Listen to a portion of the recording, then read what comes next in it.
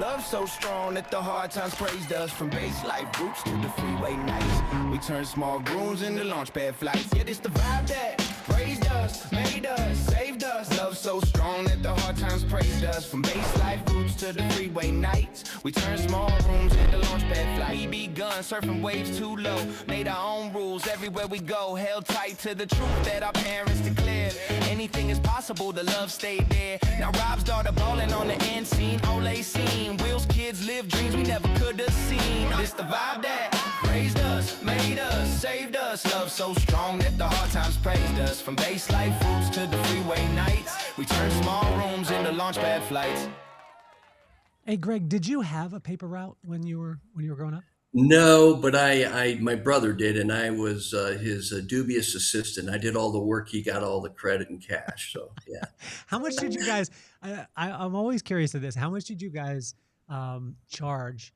And did you charge separate for front and back and edging?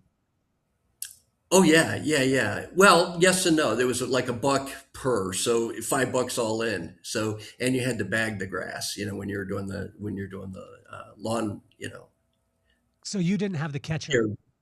What's that? You didn't have the catcher on the No.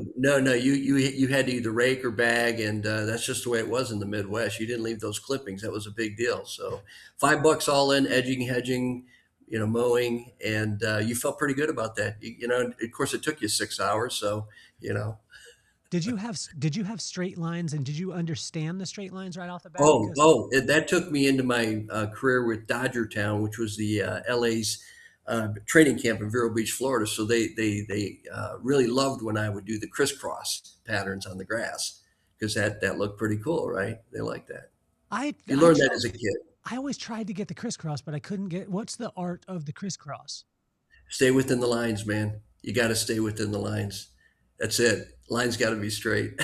See, it was always tough, because when we were running them, you guys had a lot of moisture in the Midwest too, right? And moisture in Florida too, if you're doing Vero Beach. But when you have the moisture, also you don't have the bag from the clippings, the grass gets caught up underneath the mower. That's right. It'll choke it out, and then you got to crank it back up and all that good stuff. Did you have the choke on the lawnmower at the time? Oh yeah. So I think the thing is quality starts early, right?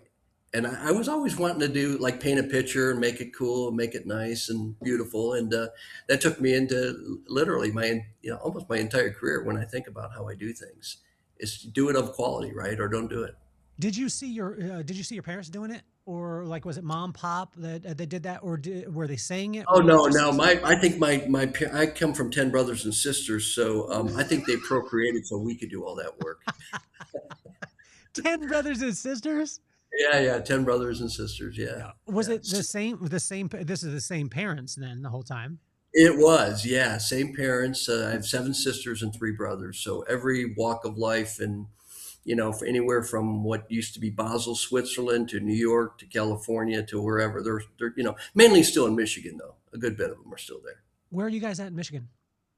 Just north of Detroit, northwest, Livonia. So, kind of a great little, town to grow up in, blue collar family. I always tell my wife, I said, listen, I was born and raised in South Detroit. Everyone loves that song. We all sing it as a theme song. And I was like, man, I grew up in the hood. She's like, you did not grow up in the hood. You grew up in the neighborhood. Give me a break. So, we have to claim that song in Michigan. So, Greg, 10 brothers and sisters, you guys weren't going to hotels when you were a kid then? Oh, absolutely not. Way too expensive. And it's funny you say that, because 2 things resonate with me. When we finally did go to a hotel, and I was much older then, probably 12, 13, maybe 14 years old, I'll never forget what it felt like to have air conditioning, because air conditioning was too expensive for us, right? So we never had air conditioning, and a pool, because we never had a pool, and then pizza, because pizza was way too expensive. So those 3 things have stuck with me. And lo and behold, if you come to my house, it's going to be 60 something degrees with the fans on in the winter. It drives my wife nuts, but I grew up without having those luxuries. So by God, I'm going to enjoy them now. When did you start to experience it or start to see that it was actually possible? Because I think a lot of times people, when they grow up in that, uh, environment, they almost limit themselves thinking that, well, I didn't see it. It's not possible. But you seem to go the opposite way. What caused that to happen? Well, I think I saw my dad work really, really hard. He worked for General Motors. He started out as an elevator operator, literally, catering to whoever said what floor they needed to go on. My brother, who sat on a stool next to him, watched him do that in the world headquarters in General Motors. And my brother, my oldest brother, is now retiring, but he was the chairman of the board, chief operating officer, and partner for Gensler, the world's largest architectural firm. So he was the lead architect for the Shanghai Tower. So that kind of uh, uh, visual that you got from my dad working all day and then running a laundromat and trying to hustle and really feed the family, bring food back to the cave was something that really set me off in terms of my thinking about how to provide and be a great provider, be a great father, right? Find the time to, as much as you can to enjoy leisure activities, but work was first, right? And I always, I tell my kids, I said, my mom didn't even know my name because she was so busy trying to manage the household. I thought my name was Hey You for the first 10 years of my life. Like, I'm Asian. What is this, Mom? I'm Greg, Hey You, she'd say, whatever your name is. So, but the work ethic started really early in my life because we didn't have a lot, and if you wanted something, you had to work for it. And my dad didn't give us any money. College or otherwise, you had to work for it. And I think that created a great sense of purpose and drive with me early on. Greg, how do we keep that moving though? This is the tough question I've been having with my friends, right? So, I didn't grow up with 10, but we grew up with, our parents didn't take care of things, not because they didn't want to, it was just they couldn't, they didn't have the money to be able to do it. And then it's almost that next generation goes through and says, well, I want to make sure that my kids don't want for anything. And then you create a generation of kids who don't want for anything. How Yeah. how are you able to, make sure that, you're passing that, I mean, the grit, the perseverance, and you see it in you. I saw it in you at Bitech. I saw the humility, but I also see the fact of the hard work part of it. How do you pass that on to a next generation after you've gone through that? Well, I think you're right, Kelly. We tried to provide, and we have provided a lifestyle that can't be eclipsed today by our children. In other words, we created the highest standard of living that has ever occurred in this country by virtue of our children, right? And so we didn't want them to feel some of those pain points that we felt because we felt like that's what we worked for, so we could provide a good life for your family, your kids, your wife, whomever. And I think for me anyway, what I have professed to my kids is that whatever your talent is, whatever your God given talent is, I expect you to put it out there, and I expect you to work as hard or harder than anybody because you were given a God given talent. And I said this at Bitech. I said, don't follow your passion. Your passion, like I said, could be like my son, beer, wine and women, and that's not going to make you any money. I said, but follow your talent so you can enjoy your passion later, right? So our saying is agi quod agis, which is Latin for do what you do with all your heart. And so we didn't give our kids allowances. We made them work for things. We would pay them occasionally for certain things that they may have done, but there were no allowances. There was no stipend with us, and they all started working early. And I have to say they're all self-sufficient today, and it's important to me because we don't grow unless there's pain. We don't evolve unless there's pain. Friction creates growth, and that's really, really important. So this generation, there seems to be a avoidance of confrontation, and they don't really know how to deal with friction. And I've seen that, and we have to go back and create an environment where it's okay to fail. It's okay to be hungry. It's okay to be scared. It's what makes us grow. And you don't know good until you've experienced pain. You don't, I mean, that's it. You know that, Kelly, more than anybody, I think. Well, with the hospitality industry, it fascinates me. I told you at I told the crew at Bitech, I told you at Bitech that, for me, it's probably one of my biggest inspirations, um, because of the little things, the little secret. Walt called it secret Mickeys, right? So it was the little things that you had no idea that were happening, unless but if they weren't happening, the thing that you enjoyed the most wouldn't actually take place. And this was a thing that for me, as I grew up, I told you about the glass pool inn. Right. I don't know, that little thing, just the little portholes, those were the coolest thing in the world in the pool in Vegas. But I started to look at these things as far as hospitality, and it just really fascinated me. What drew you to it, like as far as the hospitality, or was it not an inspiration? It was more of a desperation. Maybe I need a job. I'll get a job and then I go. Yeah, I think it was a combination of both. I mean, it always seems to ground itself with a woman. My mom, she said, "Get a job." I had hair like yours, Kelly. I was surfing. I was having a good time, and she's like, "You get a job in Florida." We had moved to Florida for a year, and so I applied for. It was a Holiday Inn back in 1979, and I immediately fell in love with the business. I love the atmosphere.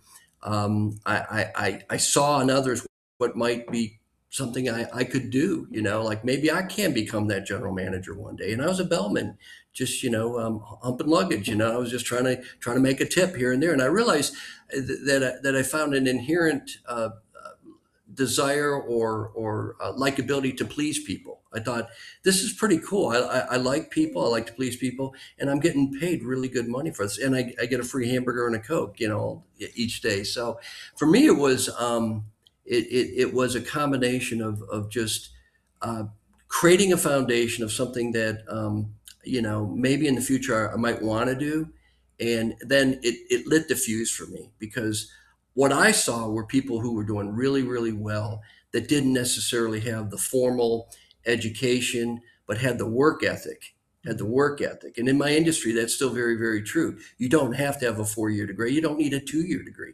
I didn't finish college.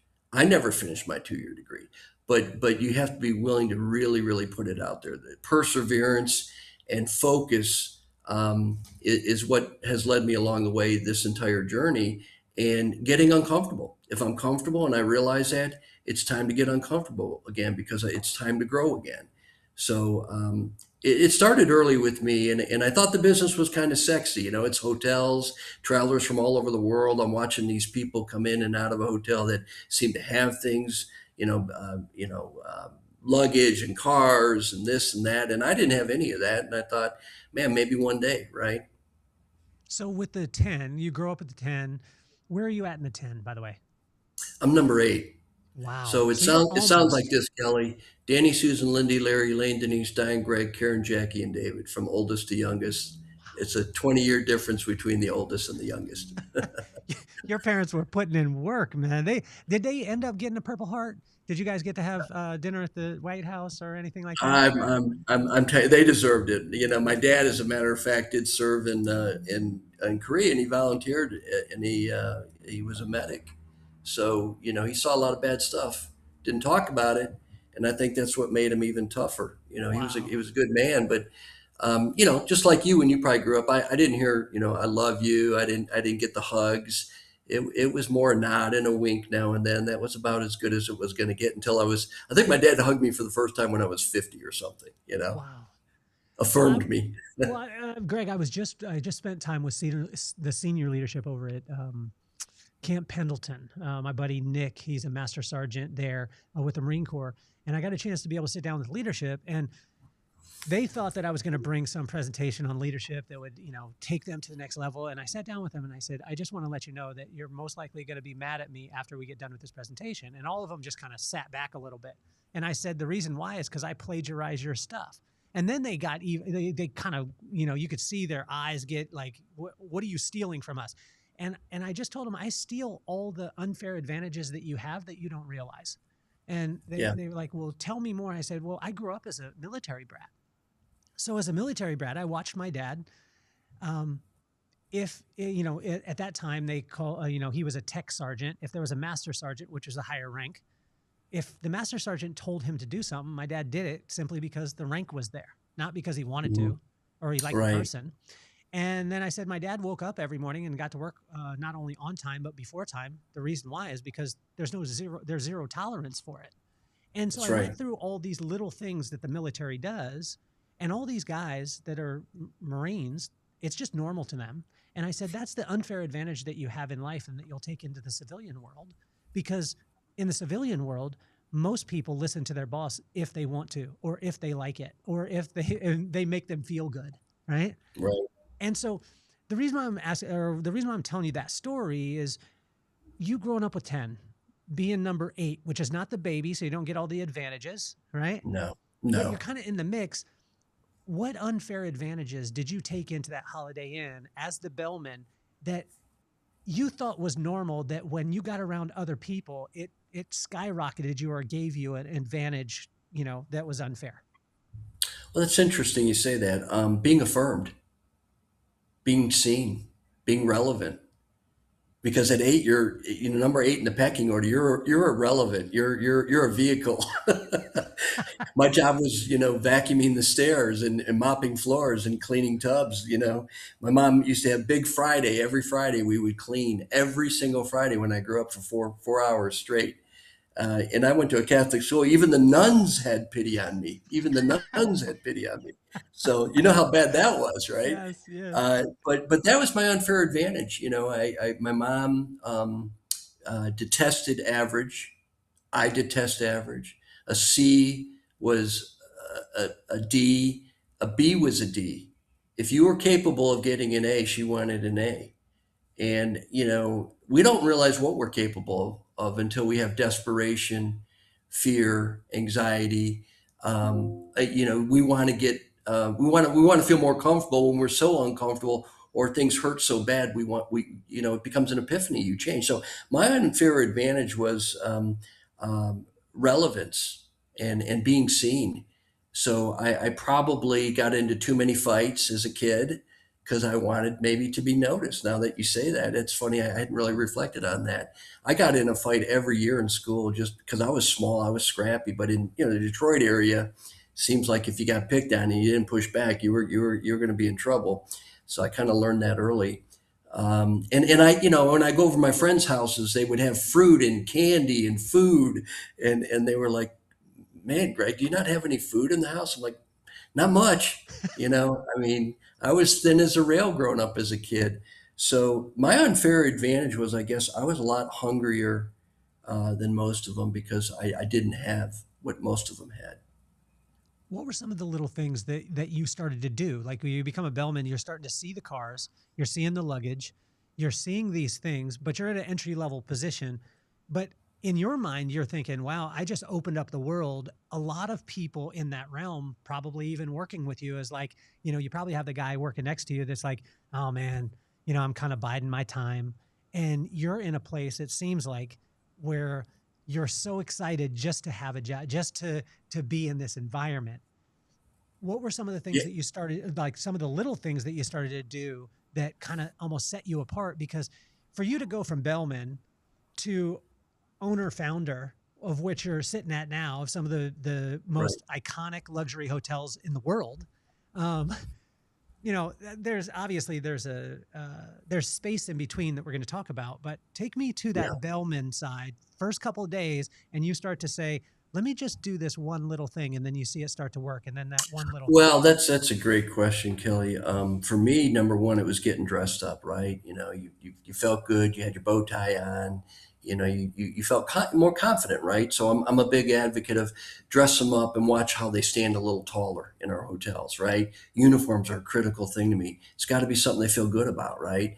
So I think most importantly, and this has carried me throughout my career, someone believed in me. So pay attention to that. If someone takes the time to believe in you, the general manager and I became great friends. great friends. He took me under his wing and believed in me and thought that, hey, one day you can do this for sure, kid. You have the personality and you certainly have the drive. So when I was there, I was always trying to get, as I say, affirmation. I wanted someone to say what a great job I did, right? Even if it wasn't a tip, but maybe a compliment. So that was a want and need that I had, and probably because I was number 8 on the pecking order of a family of 11. Again, my name was Hey You, not Greg. So when you're working in that realm, what were some of the things that you like? Say, for instance, I remember staying at the Four Seasons the first time, and we pulled in. I took. Don't do this if you're listening. Don't do this. It was one of the first resorts that I took my then it's my now my wife, but it was my then girlfriend, and I took her there. Which again, don't do this because then you have to live to that standard for the rest of your life. Take her to the Motel 6. Then that way it's gonna be up, up, up from there. But I remember pulling in Maui to the Four Seasons, our favorite hotel, and It's beautiful. we pull in, valet greets us, Mr. Cardenas, blah blah blah blah. I take 15 steps, and I had not connected with the guy 15 steps, and the next guy says, "Mr. Cardenas," and I turn the corner, and I'm like, "There's no sight." Maybe he motioned to the guy 15 steps ahead of me, but I turn the corner, and as I turn the corner, the lady at the front desk says, "Welcome, Mr. Cardenas. We've been waiting on you." And I'm like, this blew my mind because, I mean, my mom used to go to the night guy at the Glass Pool Inn at 11 o'clock when we would pull in. She would get the Yeah. keys. She would be like, "We've got the room, boys." And then we would jump on the bed and we would open our door that we had just stepped out of our car that's parked right outside the door. That's what I was used to. And when I experienced that for the first time, I was like, what? There's these little Mickeys that I was talking about. There's these little things that happen. What was the first thing that kind of freaked you out about service and then got you like almost put that spark in you? Well, I think you hit it on the head. You have to have an intuitiveness about you, right? And then you have to have a level of caring that comes, from within to take care of people. See, guests are, I'm the host. So if you come to my house, I'm gonna serve you. I'm gonna clear your plate. I'm gonna whatever you need, whatever you want, and I carry that into the hotels. So I think that being intuitive and the fact that this hotel did that back then. How many years ago was that, Kelly?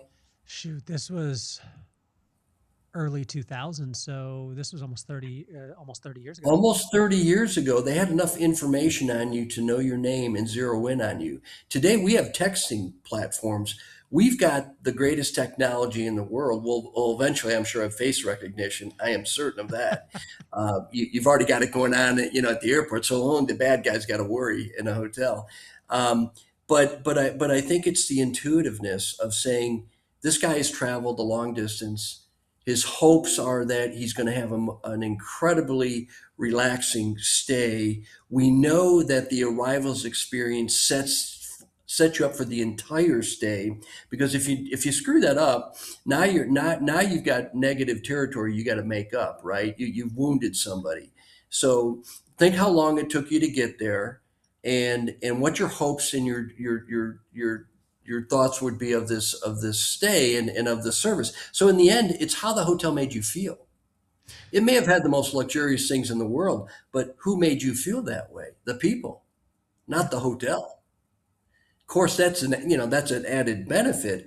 But I always say if you get the basics right in a hotel, foundationally, and never waver from clean, friendly, well maintained. When I say friendly, I mean genuinely kind, not fake friendly, right?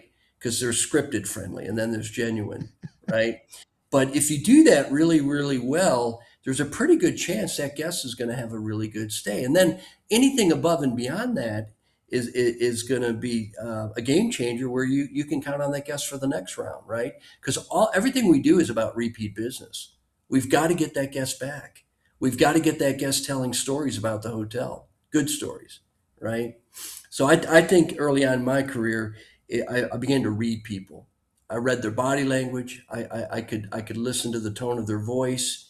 I could see in them, even before they spoke, how they might be feeling, and I would try to pick up on that. Were you seeing that as a bellman, right Absolutely, off the bat? Do absolutely. you remember any specifics when a person came in and you read something as far as body language wise, and then you adapted what you needed to do to be able to make sure that they were good? Yeah, I mean, look, if anyone's come, yeah, there are some specifics where, somebody is, coming in like with a walker, right? And I learned that, oh God, if I'm running a hospital, hotel, or one close to a hospital facility, that I've got to have wheelchairs in my vestibule. So I'm going to help people get in that wheelchair and roll them up to the front desk. But I again, there are thousands and thousands of guests I'm sure I've checked in over the years. Are there some notables? I probably can't talk about them on your broadcast. We'll do that privately sometime. Of course. But there are some that tend to stand out more than others, and often they're celebrities.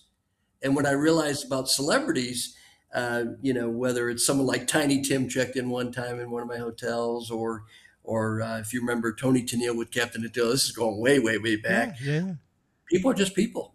yeah. And what I recognize is they all have the same needs, wants, and desires. They want to be treated kindly. Some are peacocks, and you have to notice that. Some are sparrows, and you have to notice that. So you kind of play to that a little bit. So from the bellman, where did you go next? Was that promotion? Was it something that you set your sights on, or was it something that it was forced into being? I feel, and uh, you can answer this, Greg. I feel that it's your performance was at a point where they were saying, we need you to do X, and you were able to move into it. Or was it the other side of you saying, hey, I saw this position, there's an availability, let me apply for it? I think it's both, and I think that's where kids are missing it today. They think someone's going to give them a handwritten invitation for the job, right? I saw the opportunity, and I think they saw my performance. So it was duality, right? Any bellman, if they want to, kind of move up in the ranks, looks at the front desk with envy. I want to work that front desk someday because that seemed like the white collar job. I had the blue collar job. And then when you finally get to the desk and you say, well, maybe I want to run this whole front desk one day. And you look at the real estate of the hotel and you say, what other departments are there? And how can I put this under my umbrella? So by the time I was 25, I was running one of the largest hotels on the East Coast. It was a 400 room hotel with 20,000 square foot. And I was just under the general manager at the time. He used to call it a innkeeper. And he would say, he would introduce me as this is Greg Winey and anything else he can get his damn hands on. Because he knew I was gunning, I wanted his job, Yeah. because the more I made, the more I worked, the more I got fed, the more I was able to economically change my life. And it just kept growing from there. But you do have to, I do think, Kelly, you have to run into those people that may change your life because of they've helped you change your perspective, right? So, I thought I wanted to run the biggest, hotel on the East Coast, and I had a culinary arts instructor. I was going to school at the same time, and he says, "Why the East Coast? Why not the nation?" Well, you're thinking way too small, brother. And I said, Wow. "Man, you think I can do that?" He says, "Greg, I think you can do anything you want to do." And I ended up running the third largest hotel company, privately held in the nation. So, and it was a publicly held company that was traded on the Amex exchange. So it was a REIT. It was a tough. These are hardcore investors with thousands of investors that you had to do quarterly conference calls, and so it just kept going on and on and on with me throughout my career. But the one thing that really resonated with me was I didn't want to tell people how to do things. I wanted to show people. Don't be a tell me company, be a show me company, right? So I worked every job and learned every job in a hotel. And that was important to me. And then as I got deeper into my career and began to understand there's a difference between the real estate of hotels and the hotel business, So the business of hotels and the hotel business are two separate entities. One is investing, the other is running. And so when I began to get into the investment side, I really did try to hook my wagon to one of the smarter people that knew how to craft out deals. And I wanted to learn as much as I could and then turn my sweat equity into real equity. I'll turn this hotel around for you, but you got to give me a piece of the action. And so you have to become an expert at what you do. You have to become very, very focused on the thing that allows you to craft out a great career or a great living, because that's your talent, man. That may not be your passion, but it, for me it is, and I'm lucky. My craft is my hobby, and I wake up every day and I'm thrilled to be here, and I'm very excited. I always say, don't be a cloud on my sunshine, man. Every morning I wake up with hope and wanting to do something cool. So Greg, tell me this too. No college, am I correct? I did 2 years of community college that I never finished. Yeah. Did you get all A's like mom told you to get, or did you get You know what happened is I got all D's, I think, because I was too worried about surfing and doing silly things that you do at age 19 or 18 when you're going to school. And then I buckled down and I got all A's, right? I knew I could get, what's that? Where were you surfing at in Florida? I was just outside of Vero Beach, Florida, Fort Pierce, Sebastian Inlet, which were some of the greatest. Kelly Slater comes from, the greatest surfer in the world from the East Coast and Sebastian Inlet. So yeah, I love Kelly. I just love watching him. He's got the same haircut I got too, by the way. We both, decided that hair was a nuisance. But in any case, I just I think that as you grow through your career and you do these things, you have to wake up and grow up, right? Yeah. So I grew up and I said, listen, man, I'm paying for my own college. I got to make this stick now. So I got a 4.0. So I know it was capable, Yeah. but it wasn't paying my bills, and it was taking up my time. And I was learning a lot about theory versus reality. And, yes, for your professional degrees, obviously doctors, nurses, engineers, lawyers, you name it. But for me, I'm like, man, I'm doing this work, and it's just costing me time. So I love the fact that the trades are really coming back into vogue now, 2-year degrees. And for the first time in history, I think 2-year associate's degrees, people are coming out, certainly in the trades, making more than some in the 4-year, many in the 4-year degrees. So it's interesting transition that's going on right now. Well, what I love too, when you and I met at BITAC, you struck me, and I want to go back to something that you just said. You talked about scripted kindness. I believe there was kindness that you were used afterwards, but when you talked about that, you actually embodied it at BITAC, because you didn't allow the people. You had the for me the most interesting panel that was there. The reason why is because you did not give. To some people's, some people get frustrated with this. No one got frustrated with you because you're Greg, but when you don't give questions to people beforehand so they could prepare and they could give you a canned response, you actually had an actual conversation with people and saw what they actually owned in their brain as opposed to what they should say. Right. It was spontaneous, and that's exactly right, Kelly. I told them in advance that, I said, are you okay with me not giving you the questions in advance? I said, because I want this as authentic as it can possibly be. And my theme was giving back our knowledge, right? Giving back our time to others who are, trying to grow their career, whether it's at colleges or in your own businesses. So I said, speak from the heart, man. I don't want a scripted infomercial, okay? Because collectively you guys have decades and decades of experience that somebody in this audience ought to be able to get a nugget of knowledge or information from that is really useful to them. So let's just be real. Let's just have that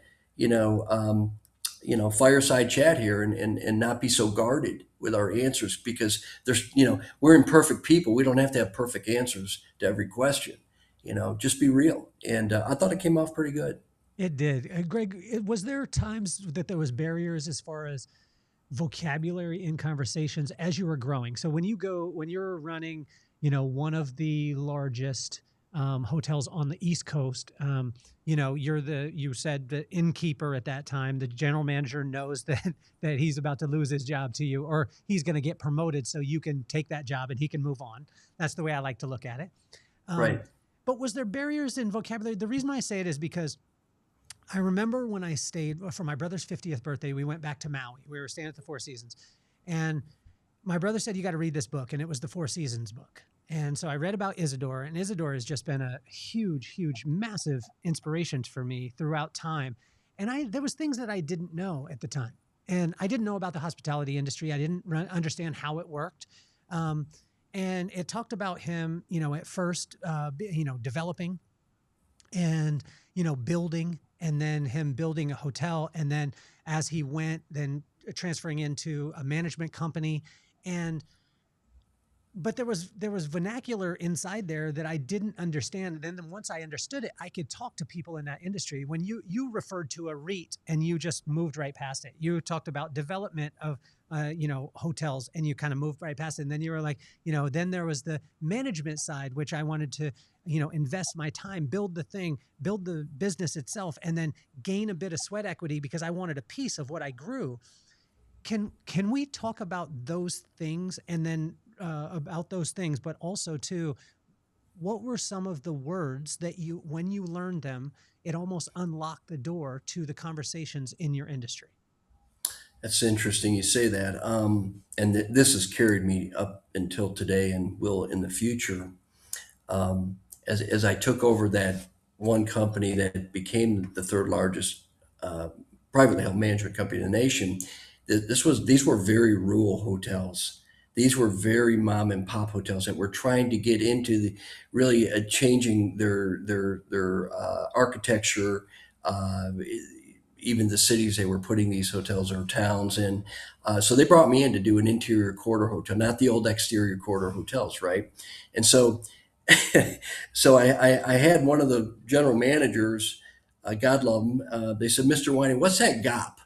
I see these financial statements, and what's that gap? I said, you mean GOP? And they said, yeah. And I said, well, that's gross operating profit. So we're going to talk about that. So understanding profit margin, GOP, right? So if you take a buck, it costs you 50 cents. Now you're at 50% GOP, right? And then NOI. NOI is what's left after you pay all the bills, including the taxes and the insurance and any kind of lease you might have on the building. So the NOI is what gets you to the point of paying the mortgage. So GOP and NOI were two acronyms that I learned early that have really propelled me to today to understand what a lender needs, what an investor needs, what an operator can do or can't do without hurting service levels. You hear the word RevPAR a lot, revenue per available room, and that's just occupancy times ADR, right? So a healthy RevPAR today in the Southeast might be over 100. So do the math. So if you're running 100% occupancy on an $100 rate, there's your 100 RevPAR, right? You would never run 100% occupancy, the rate would be higher. So that really, it's funny you say that, because the numbers are what I think to get to where I am today. Because back in the day when I ran a 400 room hotel, I actually did night audit by hand for 3 years. So as a young man, I'm giving up all my party time, my fun time, working 11 to 7, learning the numbers in handwriting, what we call daily reports today, which can be done literally in milliseconds. It would take me all night to do these reports by hand. And then you had to use what's called a 10 key.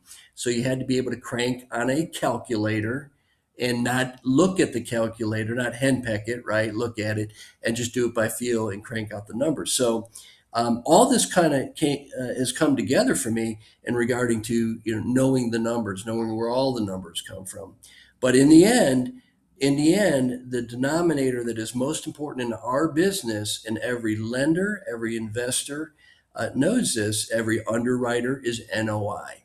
NOI is king. Net operating income is king. So I learned that, and I can speak with the best of them, I think. But more importantly, I can sit across from that person and I already know the game.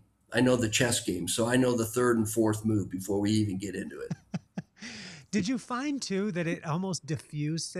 I found that those things, once I understood the vernacular, right, it diffused things. I remember when I was speaking in the financial world, and one guy, I was sitting in the bar, and this is, I have to call myself out on this. I'm sitting in the bar and I'm watching this guy, and everyone's around him, and everyone's just hanging on every word. You know that guy in the bar. We've been around this. Yeah, It's sure. generally you, Greg. So No, not at all. but this guy, everybody's hanging on his words, and then he just says this word, and I'm like, oh my god, this dude has to be smart. He said arbitrage, and I was like, oh my gosh. Well, I barely graduated from high school. You know what I'm saying? Like, I got into business and I learned the hard knock way of what you're talking about, and Right. so I'm sitting there. He says arbitrage. I'm like, wow, that means he's the man. Well, what I did, he said it a couple of times, and every time everybody would kind of, react to it, and they would get even closer to him. And then I could see that he changed his tone when he would say it.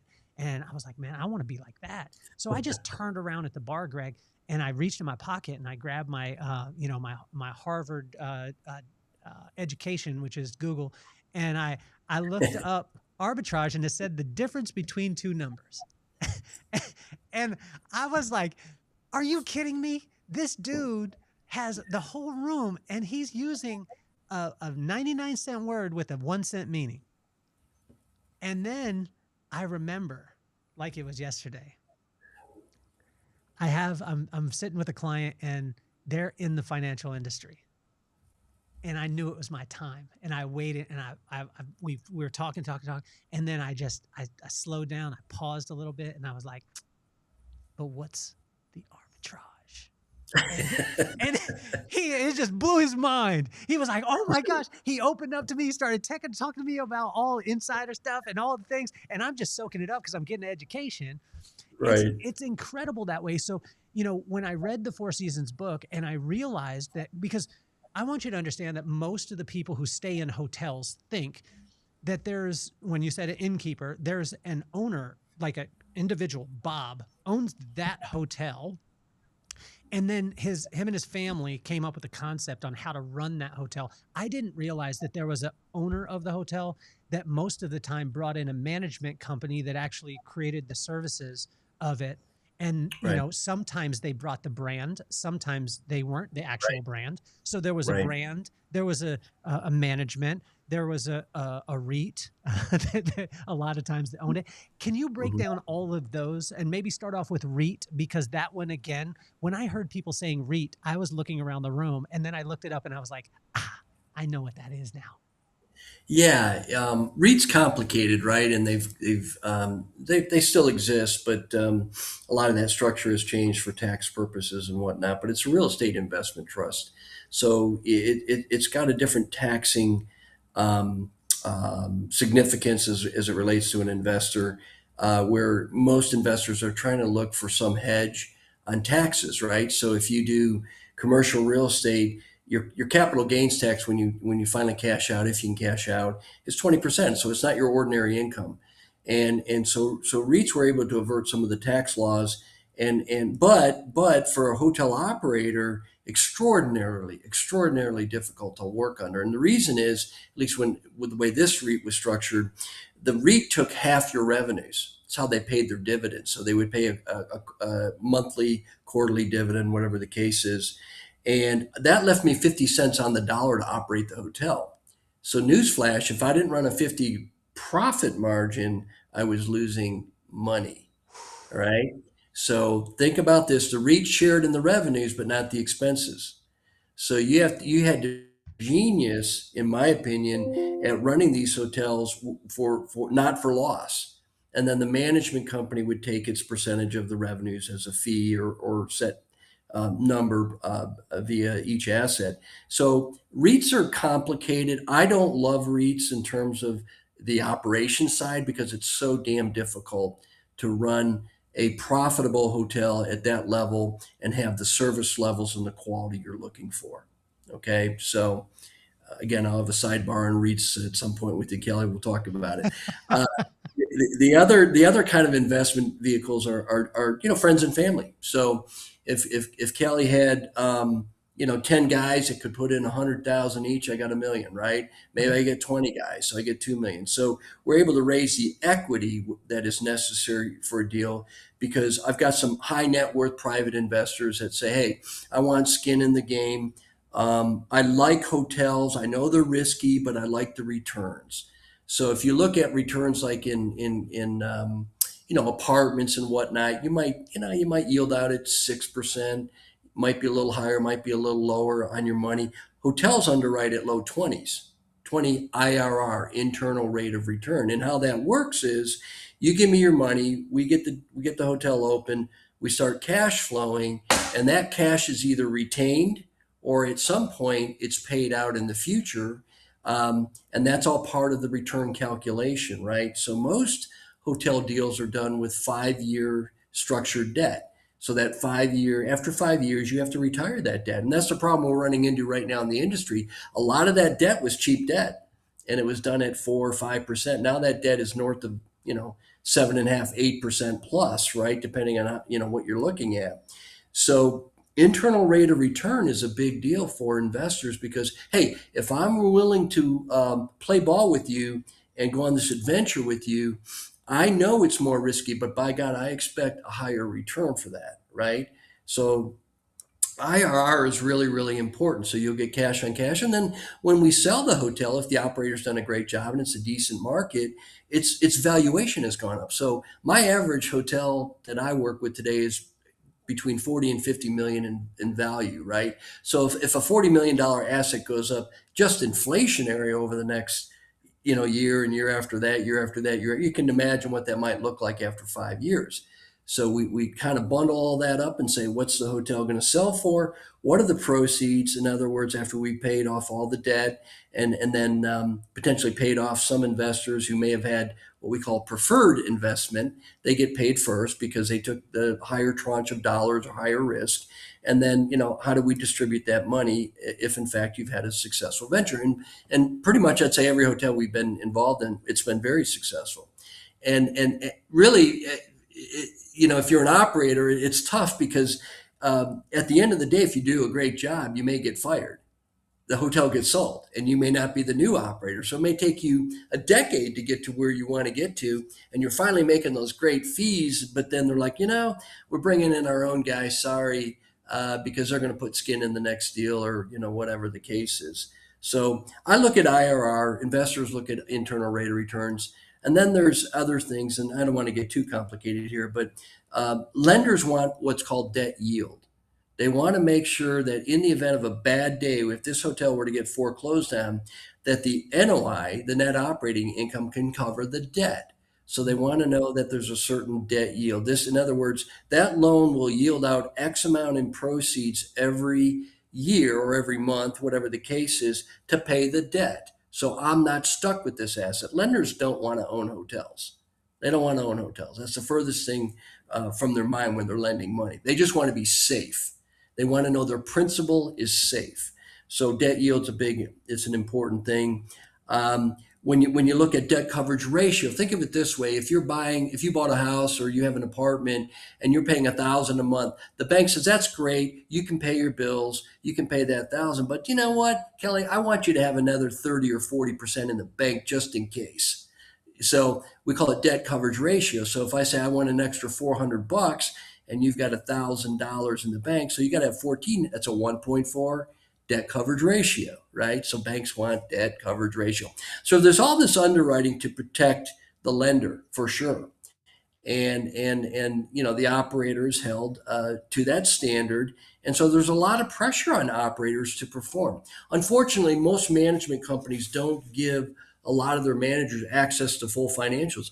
I say have at it. If a guy's got $1 million and he's putting it in a deal or 10 or whatever that number is, you ought to know the risk he's taking. He's taking massive risk because a lot of these loans are done with personal guarantees, which means if you fail on this project, I'm coming after everything you ever worked for. And so, you have to think hard about doing a deal. And if you're a sponsor like me, at times when you're doing a deal, you might have to put in 5% or 10% of what is required on the principal the deal. And lenders, if I'm trying to do a $40 million deal, the lender's going to lend probably 60% of that deal, maybe 65% of that deal. The other 35%, I got to come up with on real cash or equity valuation of that property. Could be in land, cash, whatever the case is, but either way, lenders are still skittish. The hotel industry isn't real sexy right now in terms of returns. So, there's been a little bit of a pullback, but interest rates are getting better and we think it'll happen over time. Everything cycles. So, Greg, when things are not sexy, opportunities there. When things are sexy, this is what I've learned throughout time. So when I was at the Mandalay Bay, very fortunate to be able to spend time with, Tony Alamo, who is the director of operations for the Mandalay corporations, Bill Richardson, Glenn Schaefer. These guys, if they ever told me something, my ears would perk up because of who they were. If the bellman or the valet was telling me about something, I knew the deal had already passed. Because by the time it got to those guys, the bellman, the doorman, anything like that, generally it was sexy, right? And when it was sexy, everyone was wanting it, and the deals weren't there.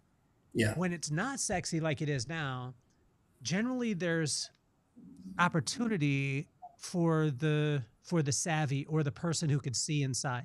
You're one of those people. What are you seeing right now as the opportunity in the hospitality industry that most people are, while everyone's tight? It's the one word that is always prevalent in development: over leveraged, lack of liquidity. I have no cash to put into this thing. I can't get through the rainy day, right? I've had a good time on my boat, or I love my house and cars, but now I can't pay the bills.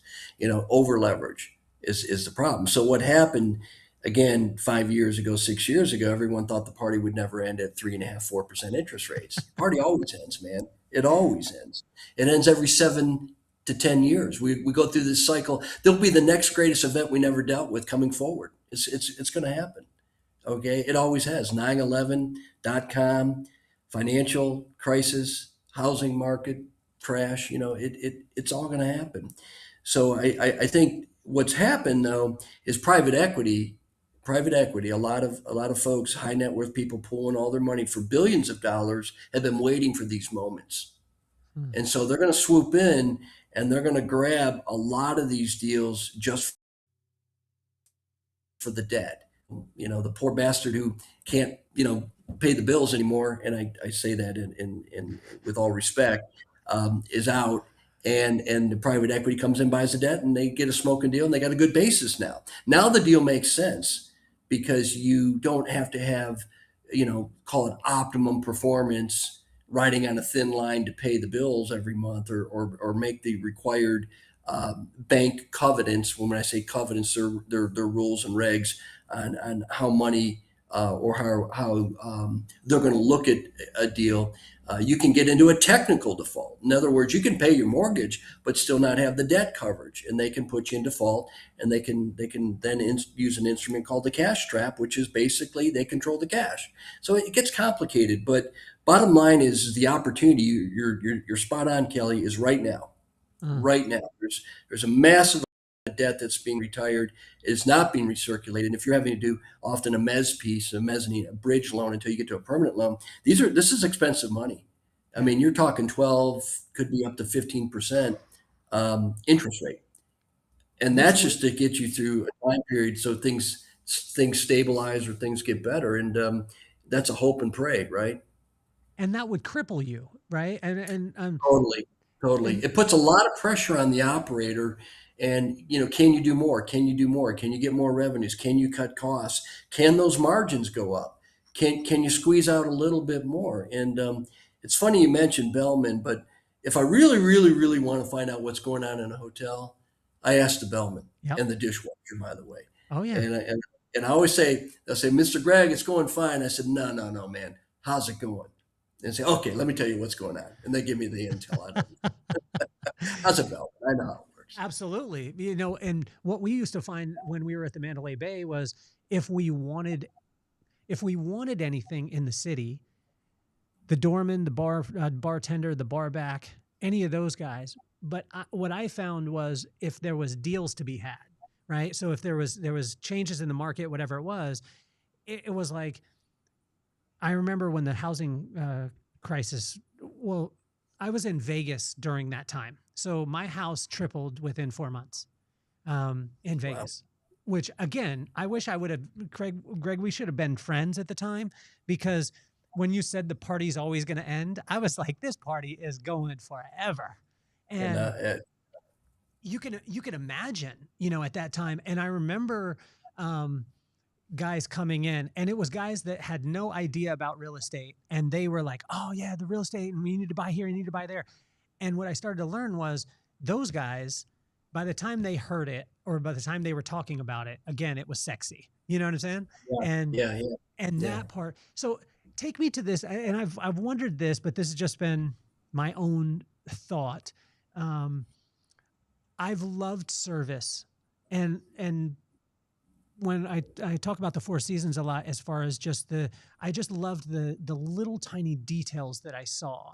Um, and then we weren't in that industry. We weren't in the hotel industry, although, um, you know, we studied it and then applied a lot of the principles that you guys use in hospitality. And then we saw COVID happen. And then there was the justifiable excuse. You couldn't have people in the place. You didn't have, service. You didn't have the manpower. You didn't have all these things. We're 6 years removed from that, but I'm still seeing the remnants of the people making the excuse, and the public, I think, in my head, is getting tired of the excuse. And I believe that there's going to be a renaissance of service, and because there's an appetite for it. Do you feel that way? Um, You are spot on, and it's a big farce, by the way, because what is you, as an example, the single largest expense line item in a hotel is room attendants, housekeepers, right? So, perfect example. I just went to a place where we spent $500 a night, and I didn't get my room clean. I didn't know I had to ask, and it's absurd. And so what happened, Kelly, is we were able to jack up the pricing of hotels 40% in that range, right? Yes, wages went up, but nowhere near as fast as the rate we charge, and then the additional fees that are being charged. My margins have actually gone up, not because I stopped services. I never stopped servicing the rooms. And I told my team that. I said, we are not going to stop servicing rooms or ask a guest if they want the room service. They're going to have to tell us they don't want it serviced. So we now, some of these brands, some of these companies have, no, I shouldn't say brands, companies, management companies have, it's become their mantra. Oh, well, people don't want the room service. They don't like to be disturbed. Well, that's what a do not disturb sign is for. You'll tell me. I mean, what's the presumption of you don't want service unless you tell me? That's outrageous in my mind. So we're charging more than we've ever charged. If you're a good operator, you potentially are making more than you've ever made, right? And so what's the excuse? And fees, we're guilty of fees too because they're fixed income. But put something on top of that, do something for that guest. I was like, well, what's a destination fee? Kelly, you got here, didn't you? We got to charge you. It's a destination fee, man. So this is fixed income, man. I mean, it's incredible. So if an average hotel sells 40, 50, 60,000 rooms, do the math. That's mm, pure profit. So what I like to do is give away the coffee, some carbonated water, whatever the case is. If it's a cocktail hour, what I just put some value back into the stay. So it's a big farce to say that we can't do this because resource.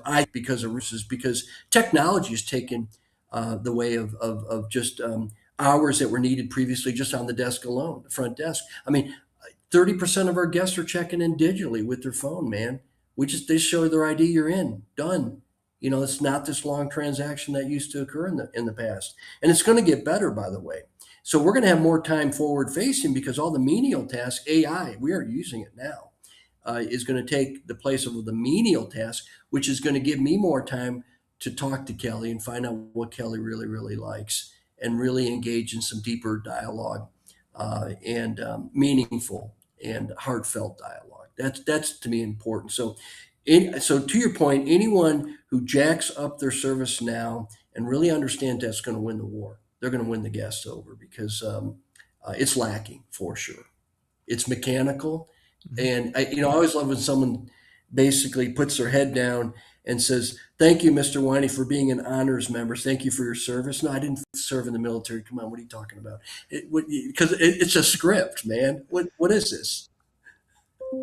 So how can you So operate? I think this is probably one of the big challenges, as what I've seen is, and I see it with, whether it be in the, like, musical artists, I see it in restaurants, I see it in hospitality. Um, there's a creed when the person is close, or the team is tight knit, or it's maybe not that large. As it gets a little bit larger, I likened it to, one time I did a presentation where I took a lemon, right? And I squeezed the whole lemon into the glass, poured water in, and then, had the person taste it. It's really potent. Well, the next time that they went to the glass, they said, "Well, I don't want to invest in the lemon. What I'd much rather do is just take a little bit of the water from the first glass, pour it into the second glass, and then I could add more water into it." By the time you get to the 10th glass, there's very little of the lemon juice in, and there's a whole lot of water. yeah. Um, but that's a normal thing in business as you grow and as you scale and things like that. How have you, because you've been able to keep, even though you have, at last, when I checked, right at $1 billion under your management and what you're doing, with 45 years experience, you're a genius at what you do. You're going to continue to grow. How have you been able to keep that potency as you've grown? You bring up a great point, which is a lot of acquisitions, and people call them mergers. I would call them murders, because they killed the culture. They killed the acquiring entity will be the entity. Don't kid yourself, right? So bigger is not better. We've seen that. Look at some of the largest companies out there, whether it's hospitality or otherwise, and then they find it fundamentally very difficult to keep their hand on, or the finger on the pulse of the organization. So what I learned after getting to 130, 140 hotels, what in scale, was everyone's got to march the same way. I've got to have the overhead. Uh, got to 17 states, 5,000 employees, systems, right? Because you had to control things. And then there was job justification jobs where everyone wanted you to report because they got to report to somebody. I love that, right? So what I've learned is that it's better to do less hotels of quality with moats around them, projects with hair on them, very difficult, high barriers to entry, with the minimal level of revenues. And my life, or meaning the threshold might be 8 to 10 million for us today in revenues. My life is good. I don't need to do more than, I could do 5 hotels and be perfectly happy. I like to grow because I want to grow the talent in the organization, and I want to give people a lever to continue to grow. But the bottom line is, if I do 10 hotels at 10 million each, that's 100 million. I'm living a good life because technology has taken the way of a lot of the overhead that we used to have to run these hotels. So I've just got a handful of people in my office overseeing, anywhere between 40 and 60 million dollars in revenues. I'm a happy guy. I get to golf now and then, and I can provide the personal service to my investors. And my investors, the way I look at it, aren't just the people that put in the equity. It's certainly the lenders, and give the lenders some TLC. Because, it's kind of often when after you do the underwriting and someone loans you the money, you won't talk to the bank, or don't want to talk to the bank unless there's a problem, right? Now, I like relationship banks because they're going to get you through a bad time period. So for me, it's about knowing my people and access to me at any given time. And we really profess that it's a hands-on organization. And I look at menial things that, daily, I'm sure. But I try to stay as strategic as I can. But as an example, I just met the entire leadership team in Albany, Georgia, if you're from Albany, and a Hilton Garden Inn, and 122 room hotel with 12,000 square foot of meeting space. This is the most endearing staff in the world. They're the greatest folks in the world. They are just so kind and so wanting to please. Just me being there for an hour and a half, 2 hours, and then spending the night and meeting and greeting the team means the world to me. I wouldn't be able to do that if I had 100 hotels because I'd have to blow and go. And then I would be prideful of the fact that I looked at 40 hotels in 7 days. That's not going to do anything for anybody. It's more for me than it is for them because it's not enough meaningful conversation. So, Greg, we generally either learn by theory, or when I say theory, we get education, we read books, things like that. We have mentors, or we have experience, right? I mean, there's other ways to be able to learn, but we could group them into those kind of three. You figuring out that bigger wasn't always better, coming from 10, being the 8th, starting out as a bellman, becoming the guy for the #1 hotel on the East Coast, and then that mentor saying, "You're not thinking big enough," and then you're like, "Okay, cool. Then I'm going to go and be a part of the 3rd largest was it the nation or the world?" It was the nation. The nation. So yeah, it was again. That was pretty sizable for at least its time during that time. Absolutely. It was $100 million company 30 years ago.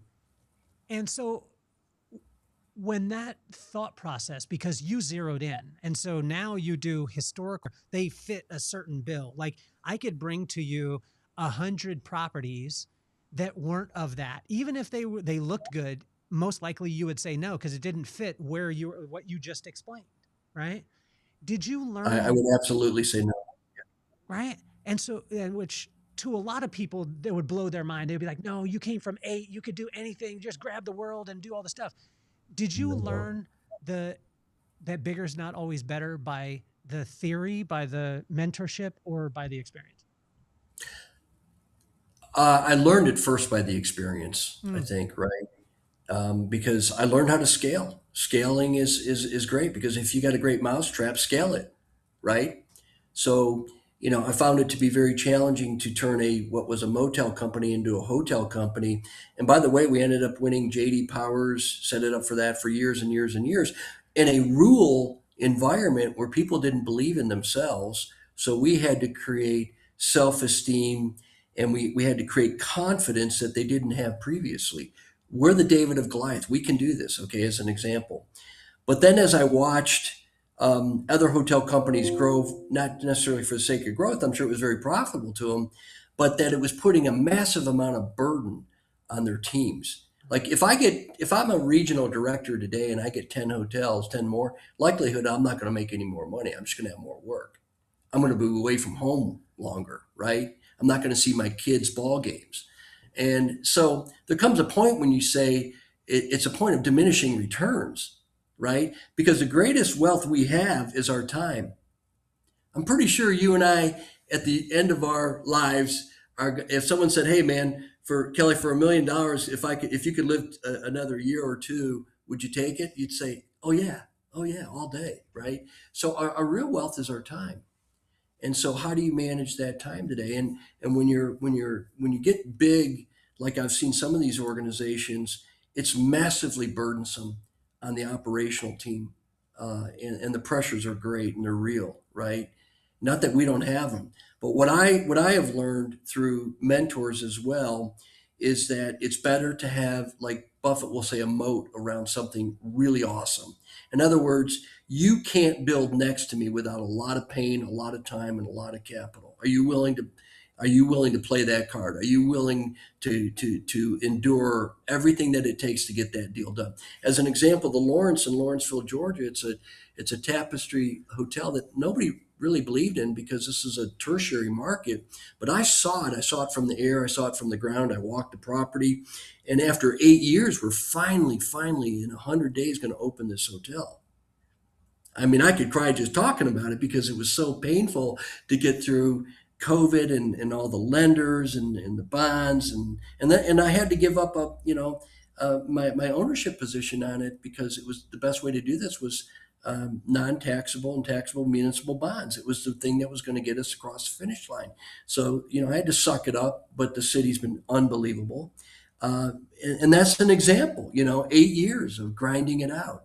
You can imagine how much tap dancing one has to do to keep this thing alive, right? Because I believed in it. So I think the key is that if you're really, really good at something, you don't have to do, in my case, 100 hotels or 50 or 40 or 30. You might be able to do 5 and have a great life. Wow. But I think it's time, right? And so I would rather have less hotels doing more revenues versus more hotels doing less revenues, right? Because it's all my time. How did you gain the discipline? Well, Greg, because literally, if I put you in any area of the hospitality industry, any, and I learned this even from 15 minutes of you on a panel. If I put you in any place in the hospitality industry, you would flourish.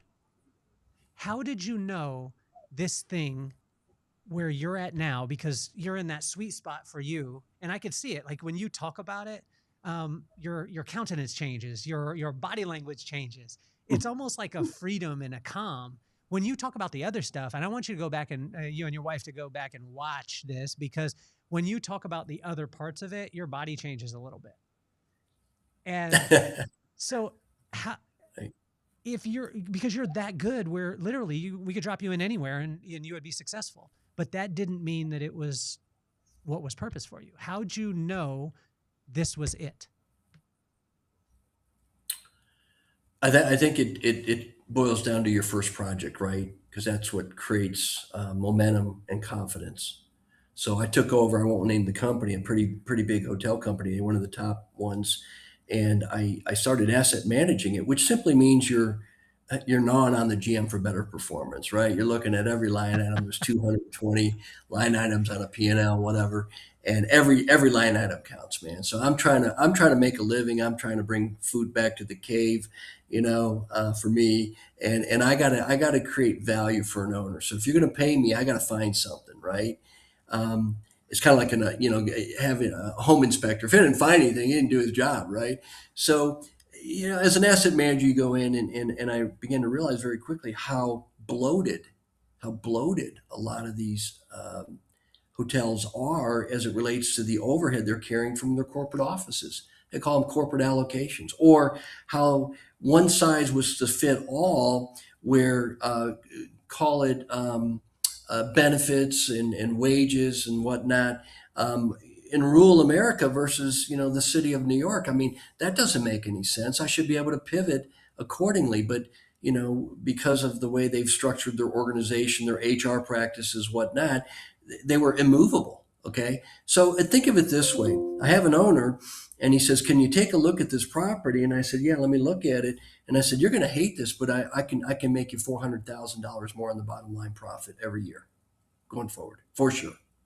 He said, "No, right? Are you kidding?" And I said, "Oh yeah, I can." He says, "Are you sure? Sure?" And I said, "Oh, I'm really sure. So sure that I won't charge you a dime if I don't do it. How's that?" And that's what I put it out there. I said, I said, if I can't get you 2.5 times my fee's free.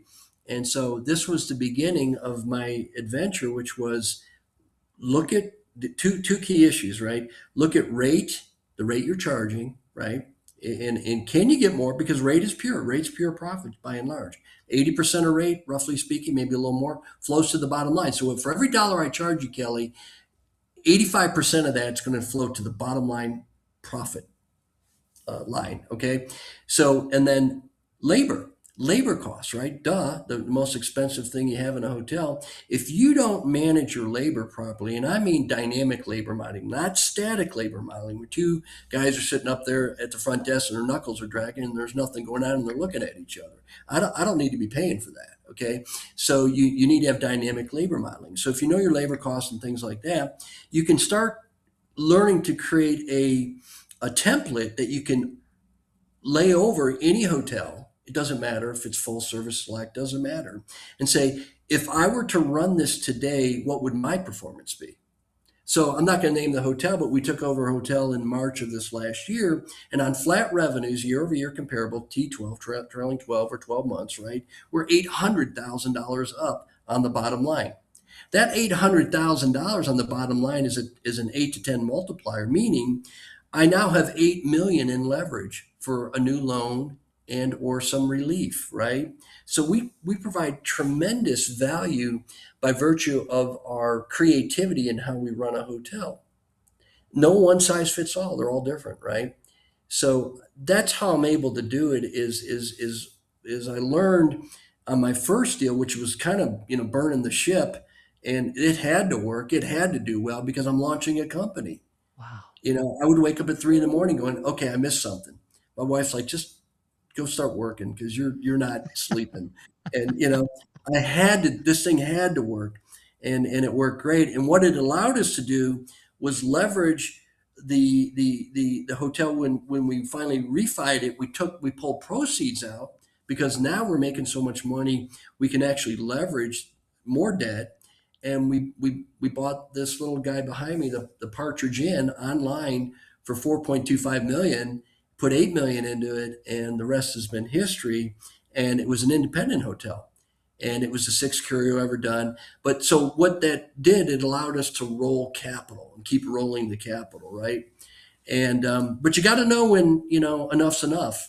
Yeah. When someone tells you enough's never enough, run. What about the relationship side too? Because I mean, you're magnetic. If you get a chance, like people that get the chance to be in the audience with you or to be able to talk with you, um, it was. I mean, you're electric.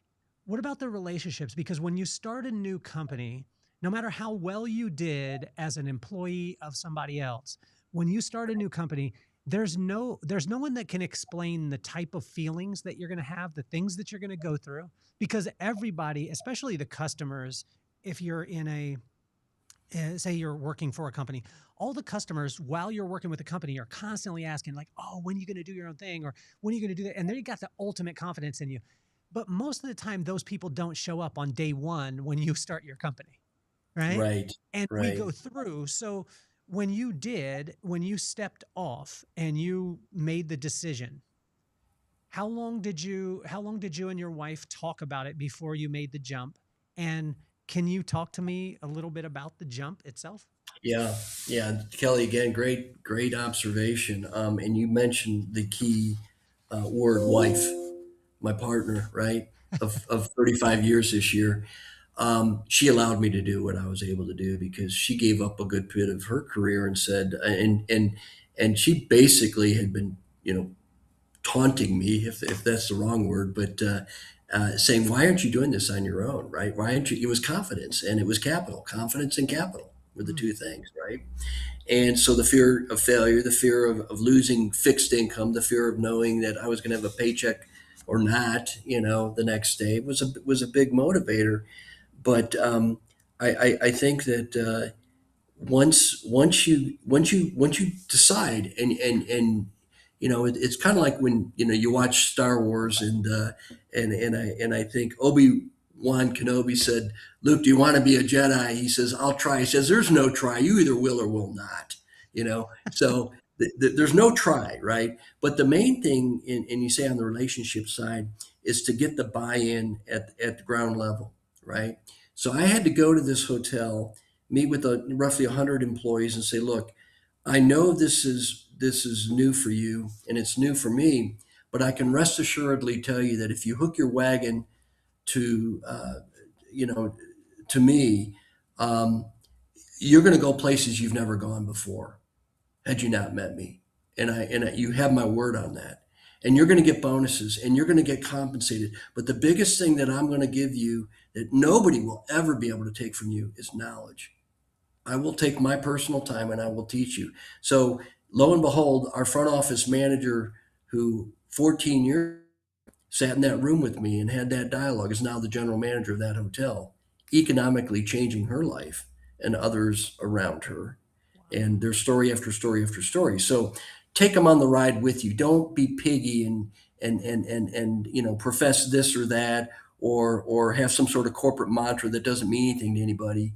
live it, breathe it, sleep it, and be honorable and have the kind of integrity where people say, hey, you know what? If Greg says he's going to do it, by God, he's going to do it. You can count on him.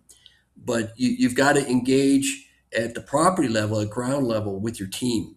And they need to feel it, they need to see it, and they need to believe in you because you can't do this. I'm not running the hotel from my office here today, right? And every one of my teams out there have done, I think, an extraordinary job to the point where, sadly, we've done so well the asset sells. They'll stay with the employee. It may not be us, and unfortunately, for them, I think we do a better job. But that's to be seen, and that's a personal thing for each person. But I can rest assuredly tell you that you will get a level of knowledge and opportunity with us that you might not be able to get with others. And we'll tow you along. I mean, we're going to mentor you, but you got to have an open heart and open mind, and you've got to be willing to persevere. I mean, this is not easy. I'm not going to tell you it's easy. And I always say today, Kelly, when I interview somebody, what do you want? It doesn't matter what I want. Because if we're not aligned in our values and our needs and our wants and desires, it's not going to matter what I want. So what do you really want? Why are you here? A job? Well, that's not going to work for me. We don't have job fairs. We have career fairs. Big difference. I want to take that dishwasher. I want to take that bellman and make them the next guy in the boardroom if I can. I won't know this for sure until I actually talk to him. But I believe that number one, God has a really, really great sense of humor.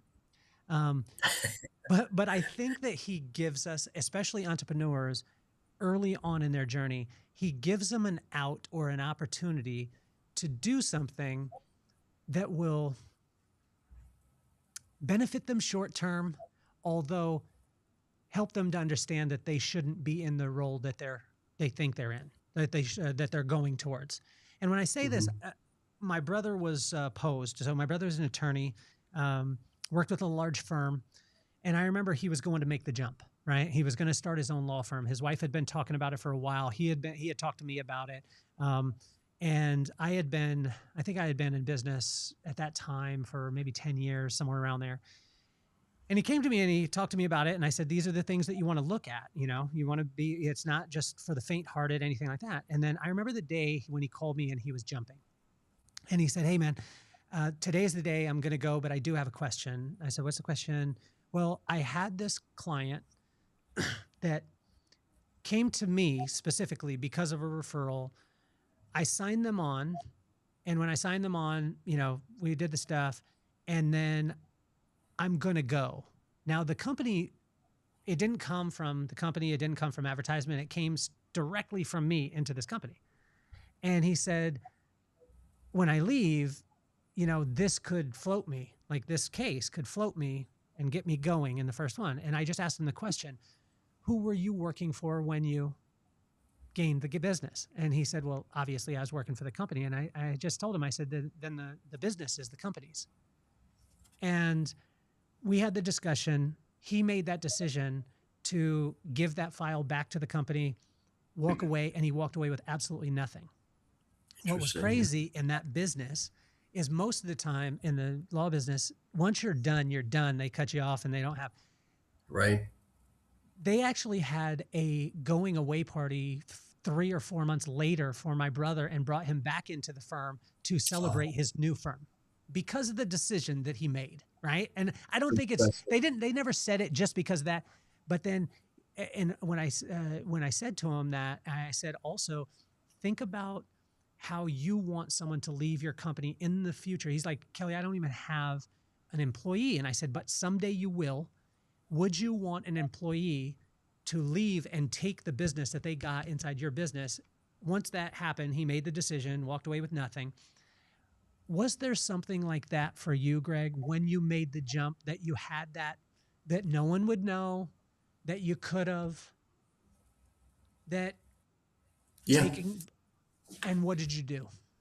Well, no, we've been offered to be acquired already.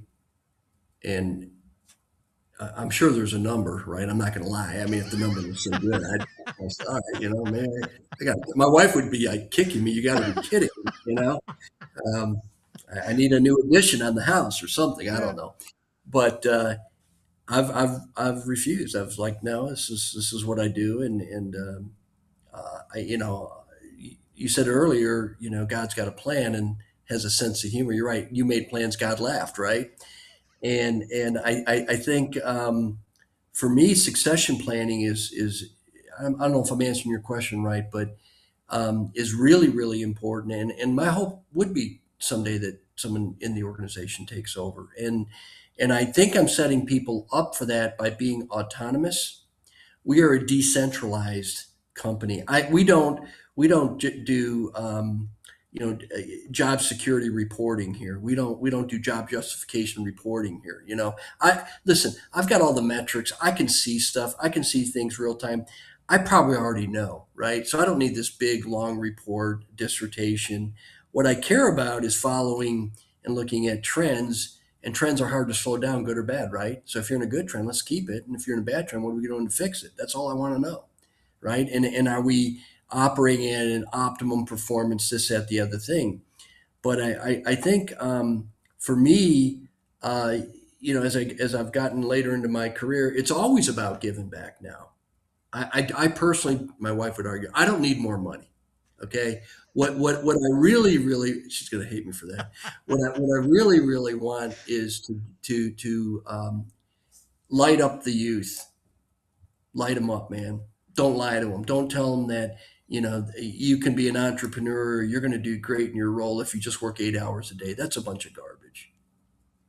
God doesn't see it that way either, right? Right. We were all built to survive, and evolution doesn't care. The strong will survive, right? And that's just how it is. So you got to keep evolving in business or otherwise. So my hope is that I've instilled enough thought process and true caring in my team that we're all teachers. We are all teachers and we are all mentors. And so, as an example, I have been a guest speaker, and just recently, as a matter of fact, last week at the University of Georgia, they got the #1 niche college for, you got to meet these guys, they're great, food service and hospitality in the nation now, Wow. and in short order, right? So I'm trying to connect the dots with technical college, which is 2 years and maybe a 4 year, so someone gets a culinary degree, and then making the hotel at the Lawrence a teaching hotel, right? So I'm going to give you real life experiences where you're going to be able to monetize that education and make some good money. You're not going to get rich out of the gate, no way. It's going to take time. But I will tell you right now that anyone who's got the willingness to learn and has the perseverance and drive can kill it right now, because there's too many people sitting on the sideline with an entitlement mindset. I deserve to have a good life. No, you earn a good life. And I tell my kids that as well. My wife's like, you're too hard on them. I'm like, no.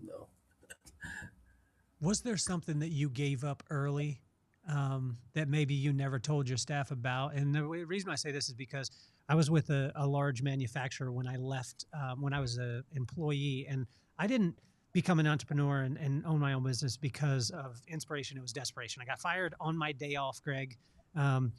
Got fired on my day off, and I had such a great education, and I loved the guy that I worked with so much that I just wanted to honor him.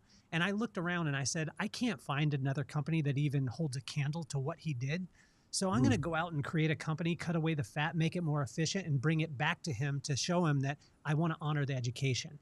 So that was probably the dumbest. It sounds great in philosophy, but it was probably one of the dumbest things in the world at the time, because I could have went and got a job anywhere with any company, but I went on this journey.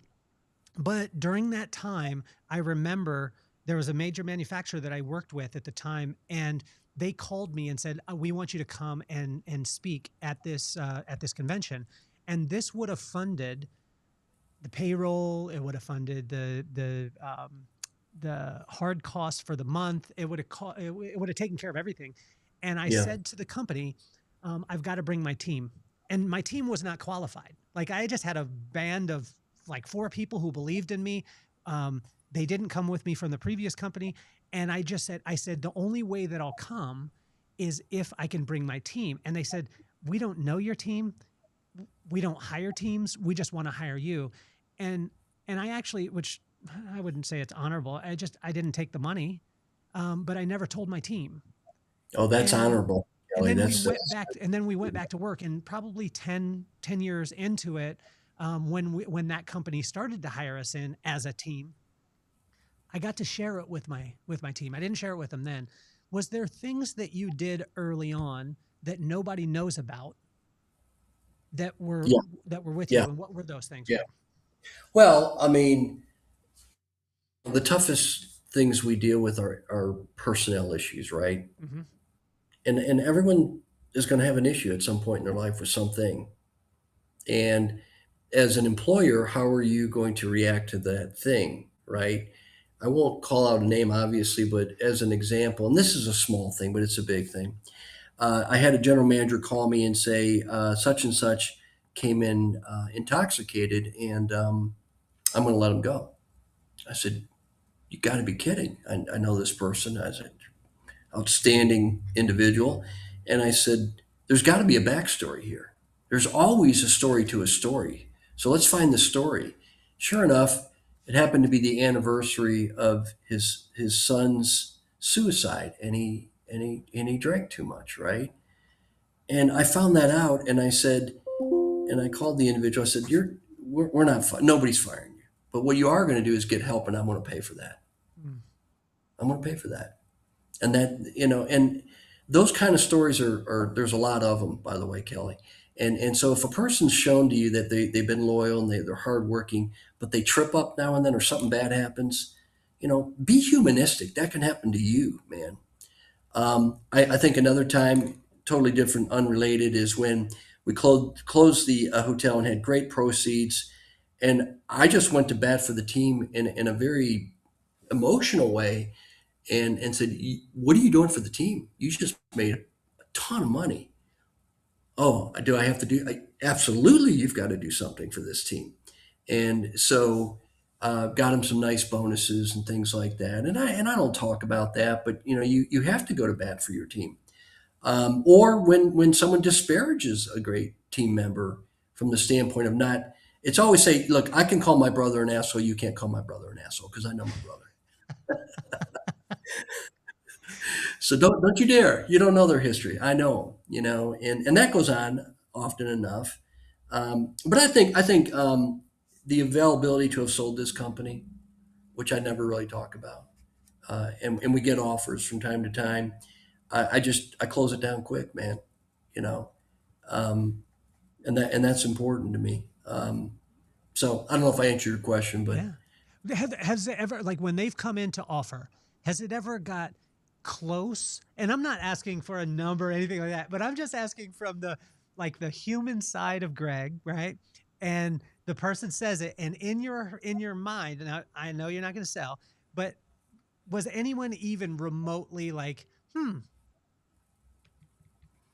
as far as my side. yeah, from your side, like when they Oh said, yeah, hey, oh yeah, no, yeah. They was like, yeah, let's do it, and but I've got the emotional attachment because I built it from ground up, right? yeah, So yeah, yeah, that's probably not a smart thing, but I look, Kelly, I love what I do, and if I didn't, I wouldn't be doing it. I would have just said I'm done. yeah, It gives me purpose every morning, and I don't know that unless health gets in the way that I ever would retire. yeah. I just love what I do, and I think this is the time in my life anyway where I think I can offer some value as a mentor and a teacher.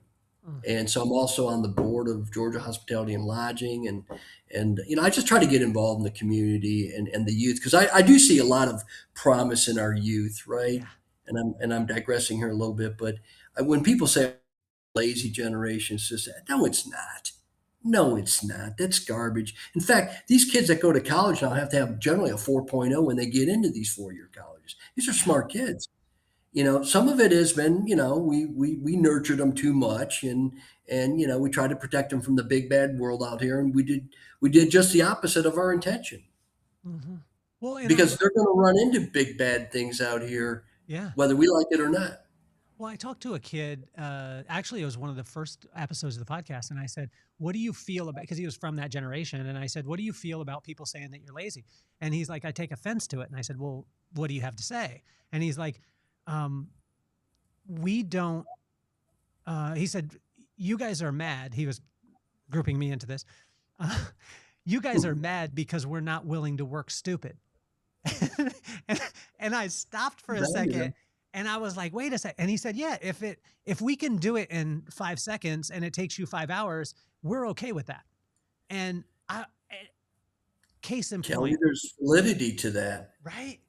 There's validity to that. It used to be a badge of honor if you worked 80 hours a week in the hotel industry, 100 if you're in food and beverage. That's just the way it was, man. So we expect you to do the time. I mean, well, not most, my team generally gets in at 8 and it's gone at 5. I'm like, 5, man, we're just getting revved up. Where y'all going? There's still a party here. We're still drinking. Everything's, where are you going? And so they're head down though. They just get her done. And they Yeah. use the technology, and that is spot on. I've had a hard time getting my head around that and going, man, I'm the last guy, to leave the office just because I'm more old school. But sometimes they're beating me in the office. That's okay. And if the work gets done, the work gets done. That's what I care about. It gets done well. Can you keep the spirit of get off my lawn and utilize technology? Oh yeah. Oh yeah. I mean, if as an example, if I said, write me a standard operating procedure AI for the Kelly Cardina show that will engage future guests with the following line of questions, I'll have it in 5 seconds. Do it, try it. Yeah. Or if I say, hey, how will I get along with Kelly on this podcast based on our personality and professional experience? What are the pitfalls? It'll AI real quick. Okay. If I want to look at a legal document and I say, give me the pain points of this legal document that could get me in trouble, 5 seconds, I'll have it. If I want to do bank reconciliations today that would take 2 hours a day, we're real close to that being coming maybe 2 minutes. I don't even know. So yeah, it's fundamentally changing everything we're doing. The menial tasks are going to go away for sure. No question about it. Look, it used to take in a 400 room hotel 4 people to do a night audit. It takes 1 now. It's a push button. We used to have to manually post everything, right? And AI is going to know your habits and your likes and your dislikes so much that we're gonna hyper personalize your stay. You thought Four Seasons was good, man. We're gonna greet you with your favorite Pinot, man. Things are gonna change, and the guys who adapt quickly, early adopters, are going to win that war. They're going to win that war, and they're not going to be bogged down by the bureaucracy. Some brands, because the brands have to be so careful with firewalls, this, that, the other thing, that they're slow adopters. Hospitality in general is very slow at adapting new technologies, right? So it's taken to hell. I was doing kiosks almost 40 years ago in a hotel, 35 years ago, but the general public wasn't ready for it. They weren't ready for that lack of human interaction. And I don't think that's ever going to change, by the way. I think that's a farce. I think, look, think about when you check into an airport, that's different. You're just trying to get to your place as quickly as you can. Namely, probably for you, the crown room, right? You just want to get to the crown room, right? And so, I don't need to have a lot of small talk. But in hotels, it's very personal. It's different. It's a bed and a bath, man. That's a big deal, right? So I think that it's really happening at Lightspeed, and especially our pricing models, where we've always followed the airlines, right? And the airlines have gotten really crazy with all their pricing and their seat, pricing. And hey, now it's a window. Now, hey, I get in half an inch of legroom. I'm going to charge you for that. I mean, it's really something to watch. But what we have is yield managers, and we have to open channels, close channels. Yes, there's some automated technology, but nowhere near what it's going to be in the future. And I would argue that revenue managers need to be looking over their shoulder, because the bots are going to be handling this real soon, probably within the next year, no more than 2. So the pricing models are going to be coming it's almost like war games, if you remember that, Yeah. if you ever watch war games. I'm afraid where it's going to be a race to the top, a race to the bottom. I'm not sure which, as it relates to pricing, because they're going to be dueling each other on what they should open in terms of channel business. Call it Expedia, call it OTAs, online travel agents, or brand.com, and then they're looking at all the entire market every second of every day, and the pricing's changing in milliseconds, right? Yeah. It's going to get interesting. It's like the stock market. I mean, buy, sell, buy, sell. This is how it's going to work. We all know that the best quarterback on Sunday is the guy sitting in the armchair on Monday. Yeah, for sure. So from a consumer standpoint, right? And so just help me with this. From a consumer standpoint, I've stayed at hotels and resorts where I have one price and the price is substantially higher, but everything that I need is taken care of. Right. There's a couple that we stay at where you don't pay for a cabana. You Right. don't pay for the gym. You don't pay for the game room. You don't pay for the childcare. You don't pay for all those things. Now, I'm paying for it. Don't get me wrong. Like it's a In whole your rate, different yeah. in the Yeah. rate, but from a customer standpoint, I feel better putting out, let's call it, this one is $800 a night. This one's $1,500 a night. I'm okay with the $1,500 a night if I'm not getting hit every single time, even though this may come to only 1,300 when I'm done. Right. I almost Right. feel as if now, is that something that can happen in the future, or is that just a different market? No, it is going to happen in the future, and we're going to curate your stay better in that regard. I think we're going to have a buffet style pricing at some point. You're going to check the box. What do you want? And Really? I think that's going to change it. Yeah, I really do, because you're talking more about destination right now, resort or something Yeah. of that nature, and you're right. You don't want to be nickel and dime. Just give it to me straight, and I don't want to think about it, right? And I get that. So I think what you're going to see is hyper personalized packages or carve outs as it relates to buffet style amenities that you're looking for. I actually think that's going to be the key going forward, because we're so afraid not to charge enough, or if we charge too much to lose the business. So we're always trying to figure out that tightrope walk of pushing revenues as far as we can and not losing the business, right? Okay. And because it's dynamic pricing every day. It used to be, back when I grew up, you had a directory. The fixed price was something you got on a highway rest stop in a directory, and that was going to be the price when you checked in. So those days are gone. But maybe simplicity, to your point, is the better way to do this. People don't like to know that the guy next to him got a smoking deal and you were a fool and got a really bad deal, right? I mean, supply demand and compression happens quick now. I mean, it used to be, 2 weeks out we had a pretty good idea. Now we don't know 2 days out Oh, how we're going to end up because of your phone, and you can make those reservations last minute. Your OTAs are a totally different ballgame. Now we have to get into what we call customer acquisition costs. What did it really cost me to get Kelly through the door? Who did I have to pay fees to get Kelly engaged to book this hotel? So we're getting smarter about that. We're still not there yet, but we have the data. We just have to be able to extrapolate it and to act on it.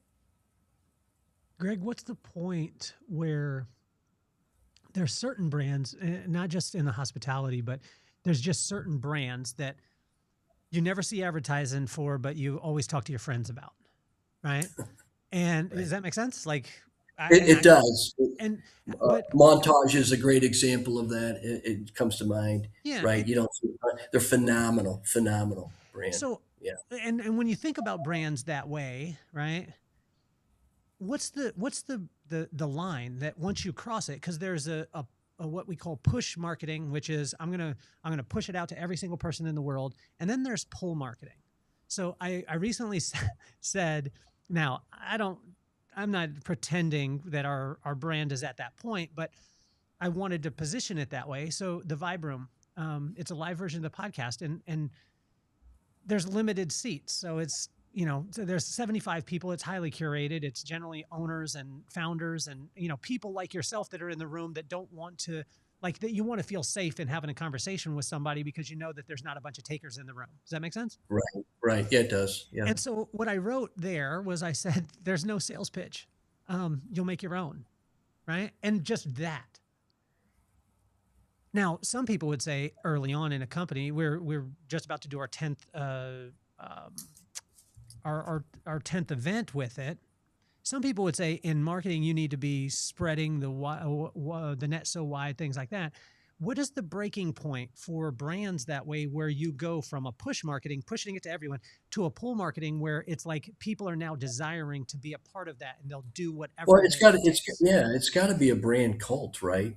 Yeah. Or cult brand, whatever you want to call it. Think about, in my world, select service, Hampton Inn, right? Mm-hmm.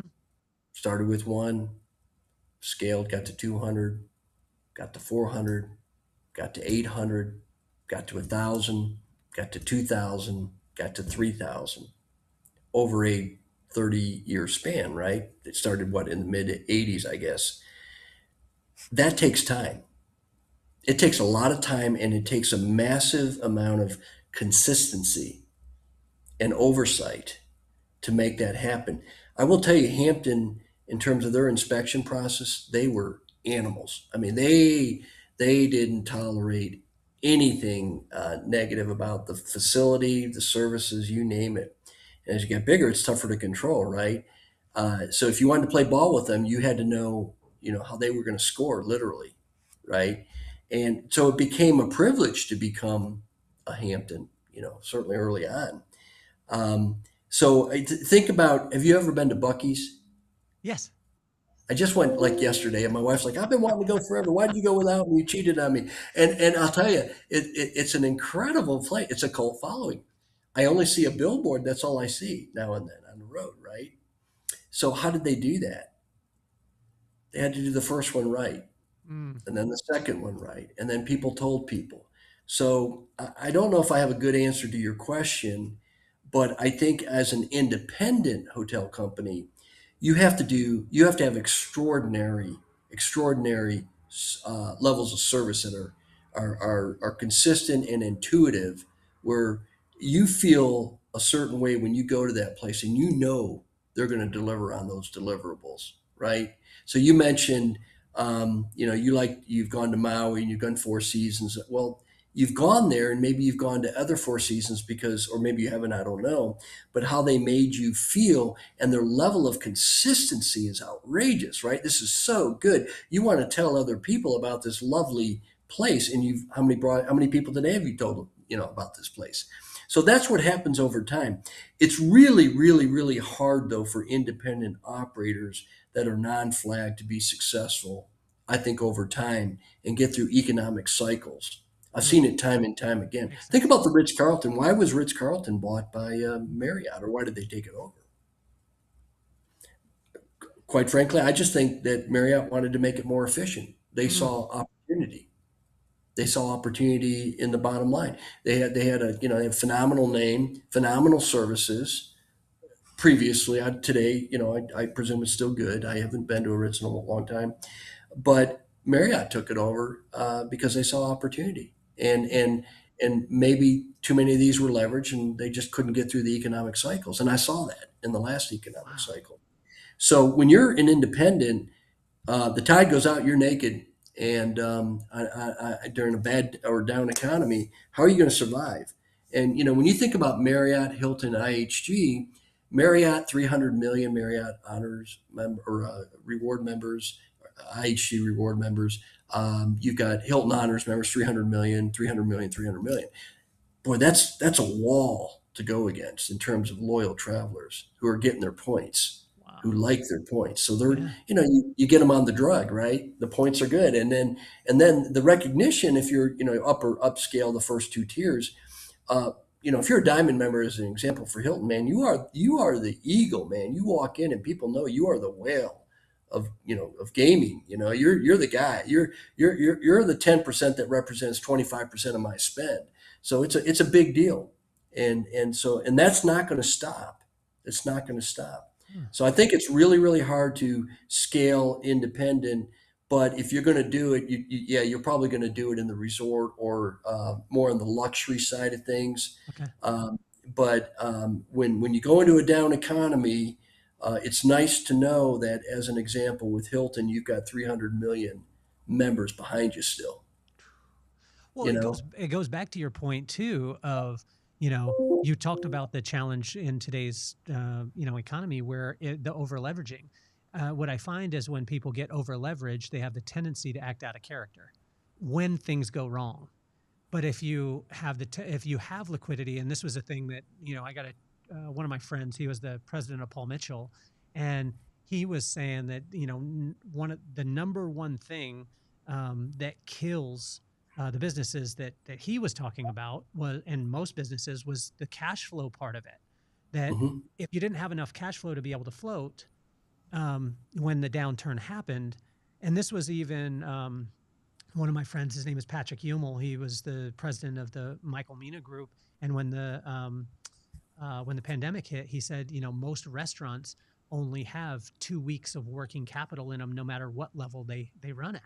I don't doubt that, and And that's I mean, that was so. mind blowing.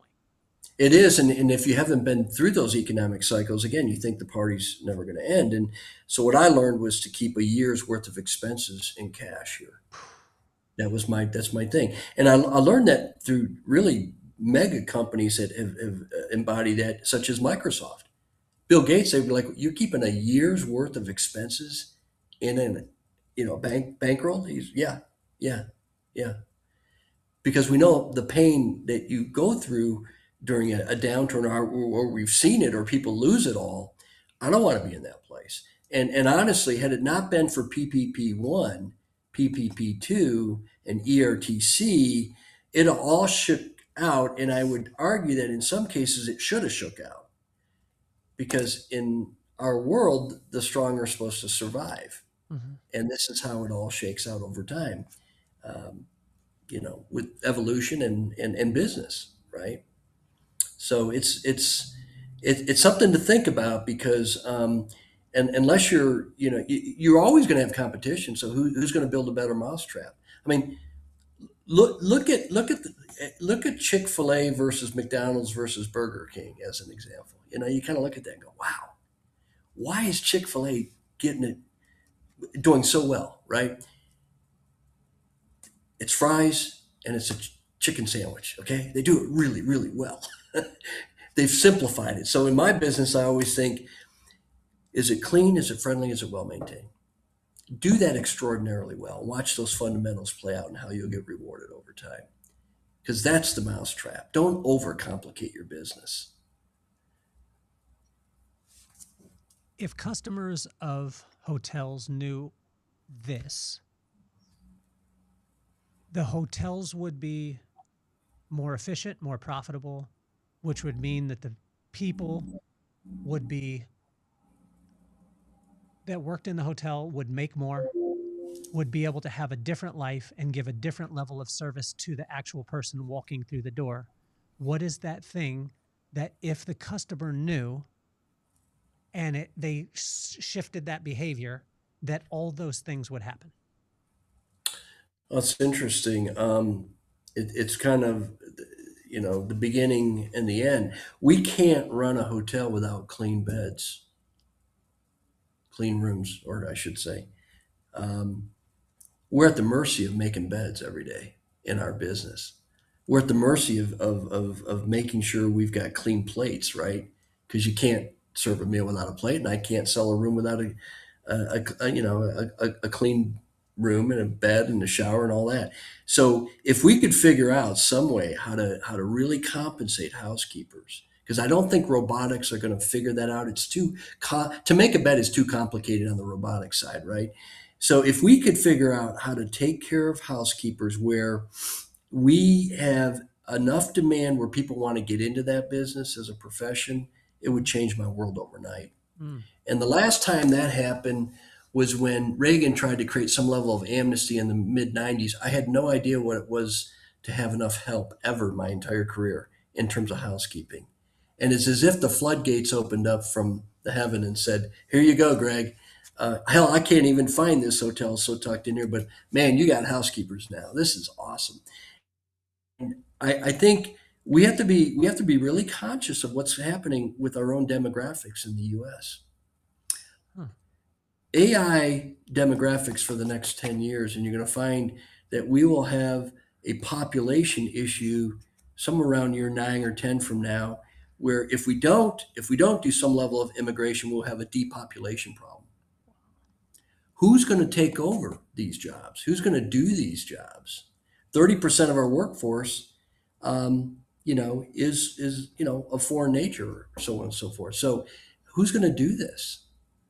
And so, technology is going to come into play, but not everything.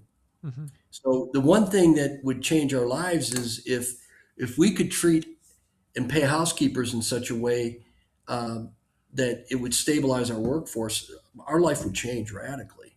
I love the no tax on tips. I love the no tax on overtime. They're going to see it coming up here, and that's a 20% bump in your pay. Watch. Some people might think being a server is pretty sexy, right? Yeah. And I'll never forget Mark Cuban saying that he didn't think he could be a billionaire again, but he knew he could be a millionaire again, and he would start as a bartender. Huh. Yeah, bartenders make 6 figures today. Yeah. Yes. So I don't know if I answered your question, Kelly. It's just What do it's you all about think? people. What do you think the customer? So I have a friend named Wayne, right? And you would love Wayne. He has 42 locations. He owns Sport Clips franchises. And we were talking. I think he has 38 now, but at the time it was 42. And I just asked him. I said, "What would move the needle if the customer knew it?" And he was like, "Well, I don't know." And I said, "What?"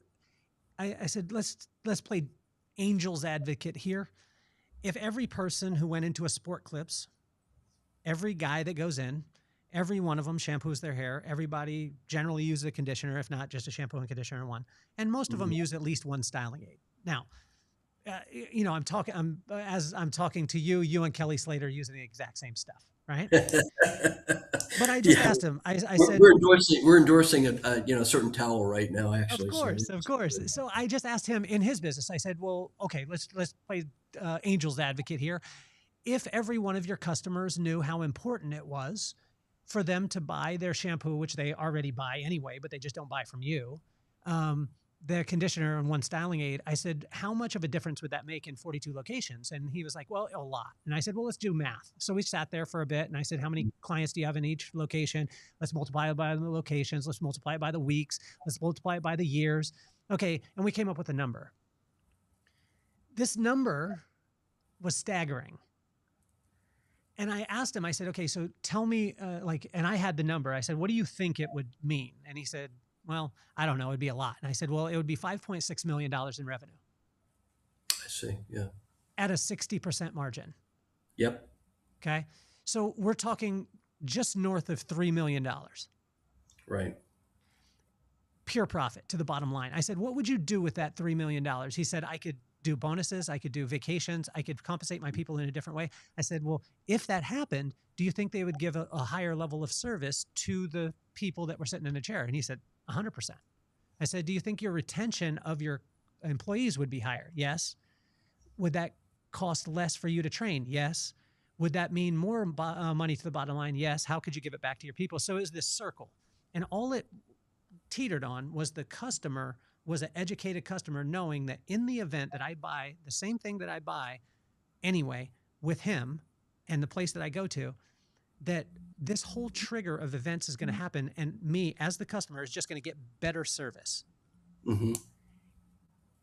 What if your customer knew, or a hotel customer, if they knew, if my behavior in this way would happen, this chain of events would happen, which would ultimately get me better service, what would that education be, or what would that thing that customer needs to know?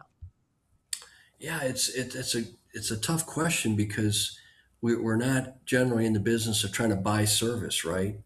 We Mm-hmm. should be in the business of providing, already paying for Well, it. As an if a client, say for instance, if a client that was entering the hotel, right?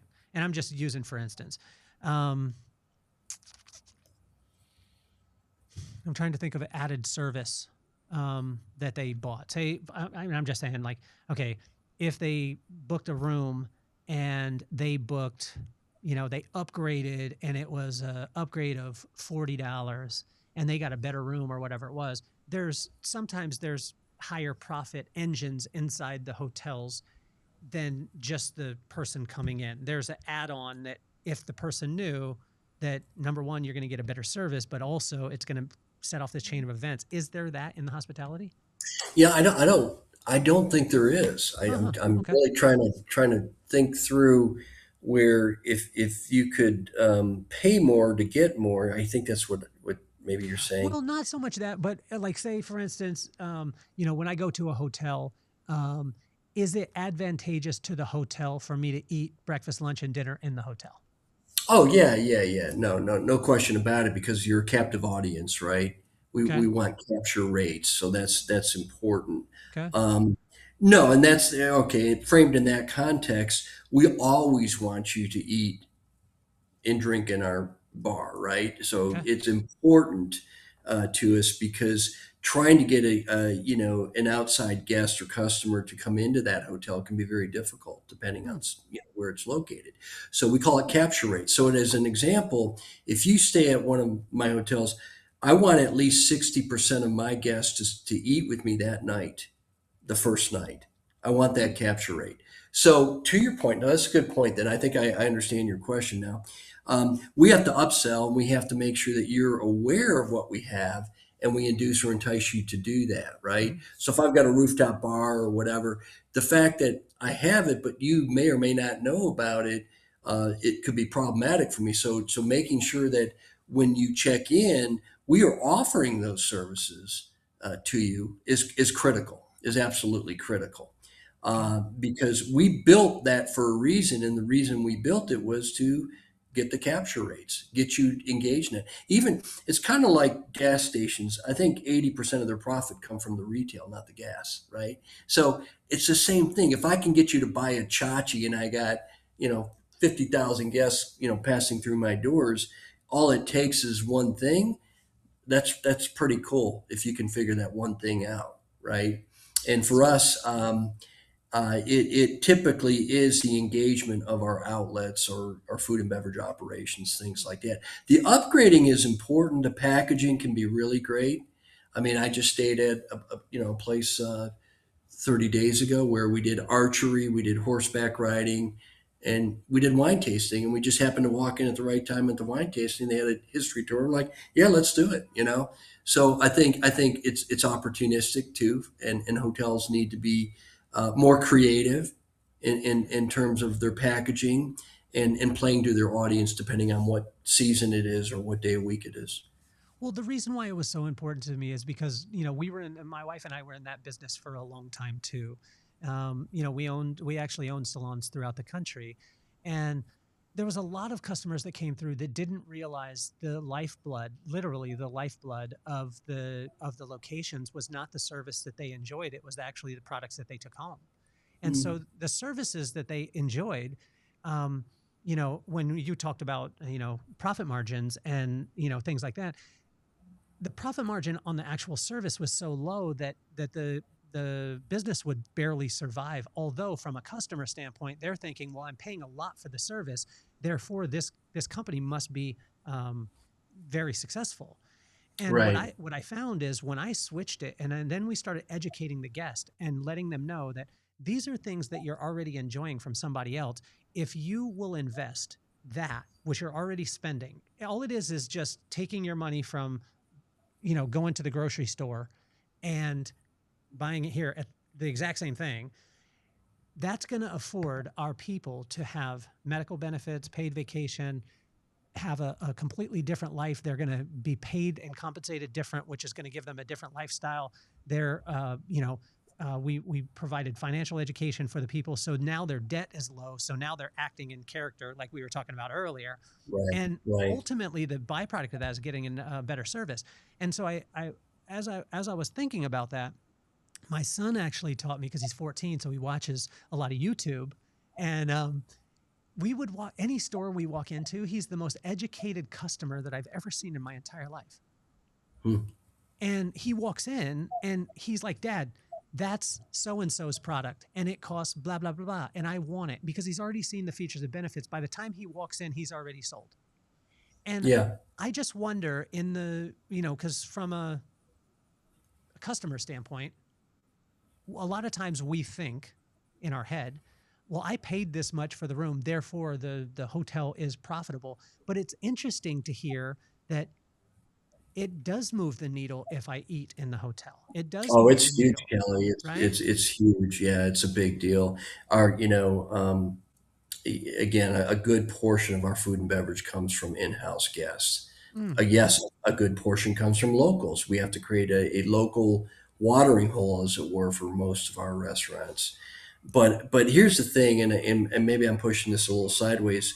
What I don't like is auto gratuities. That Ooh. really inflames me. I don't like when someone says, and you don't know because you're just looking casually at the bill and you're like, oh, you put 20% on there already. Well, that was nice of you. Maybe I didn't think you were worth 20%. See, I don't like it. And I think what that does, it actually pushes down the service. Why bother? And so it's interesting, like when you go to Europe and overseas, they don't do that, right? They expect it all to be in the price of the meal. So their service is their service.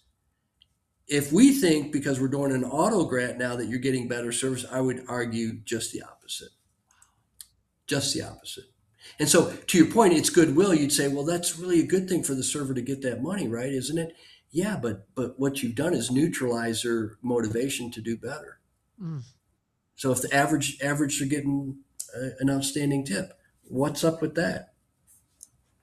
What is my pops used to always use the phrase taking candy from a baby, right? And, Right. or he would say, uh, he grew up with not as many kids in the family, but there was 8 kids. I think it was 7 or 8 kids in his family.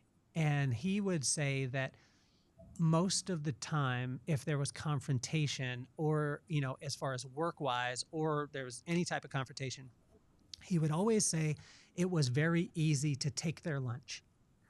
And because of what he had gone through in the past. Right. In the hospitality industry, what is the place where it's like taking candy from a baby?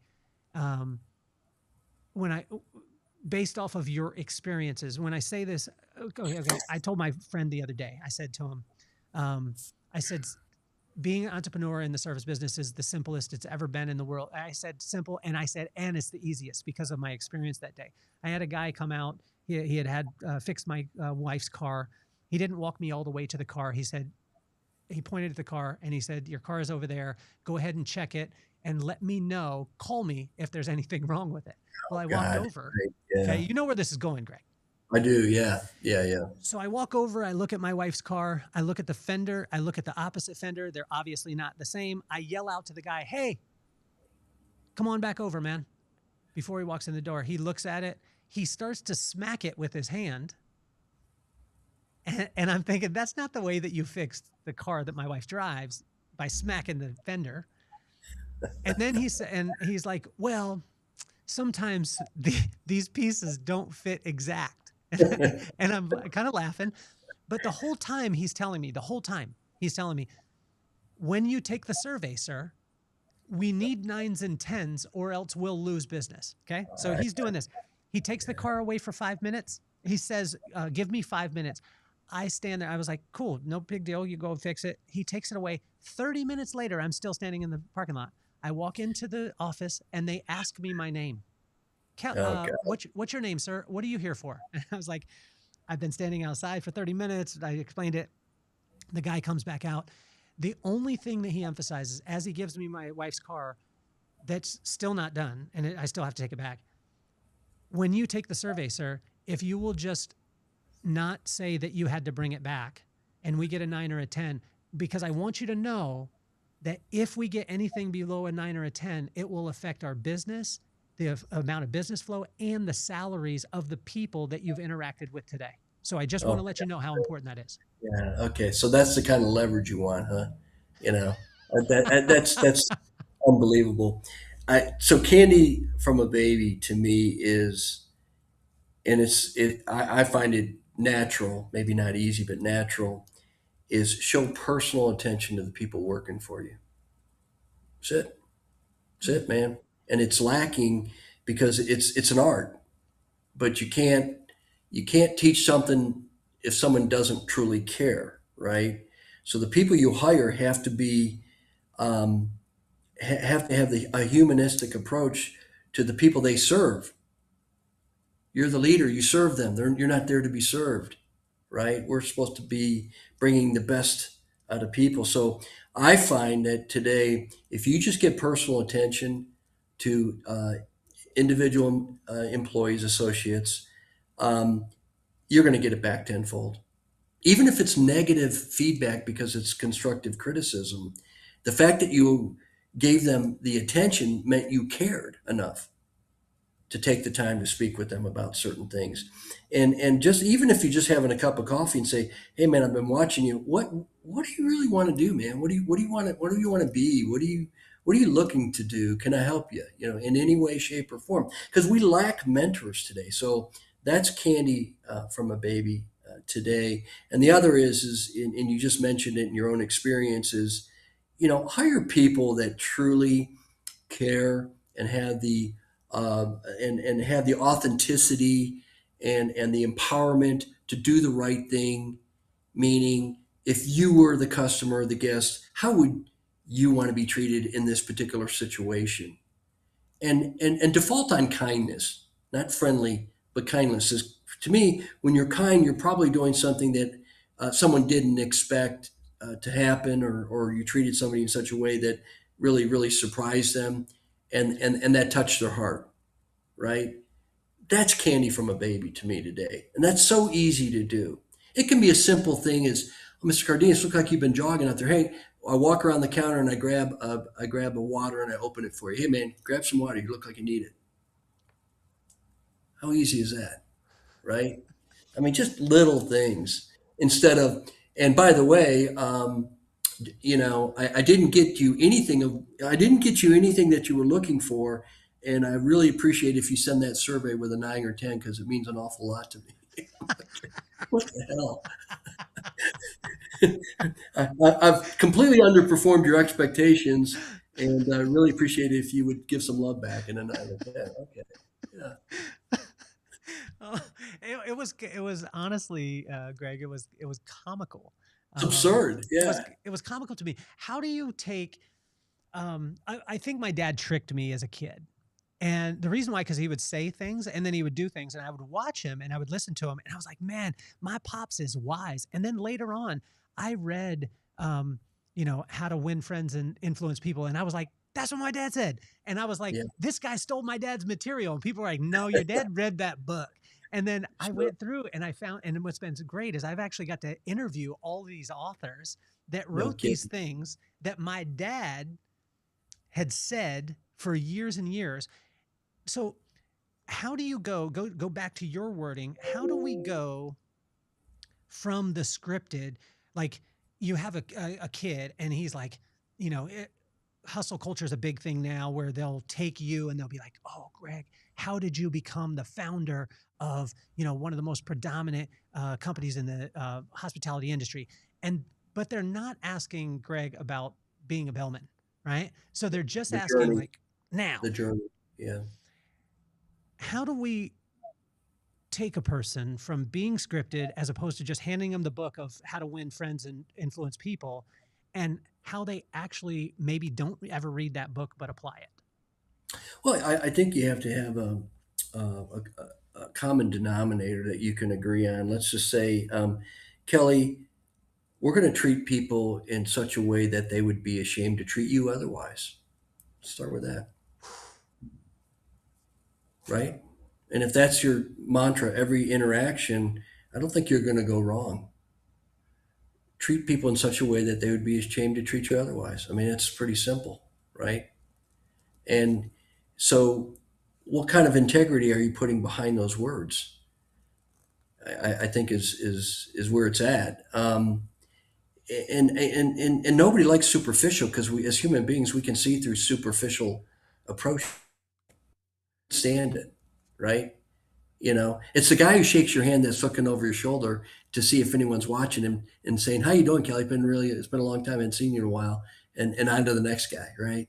Uh, so we have to, I don't know if we have to teach authenticity, but we because of phones and internet and digital world today, and everyone looking for immediate gratification, we've got to get back into a deeper core of human nature, which is, how do you show that you really cared about me?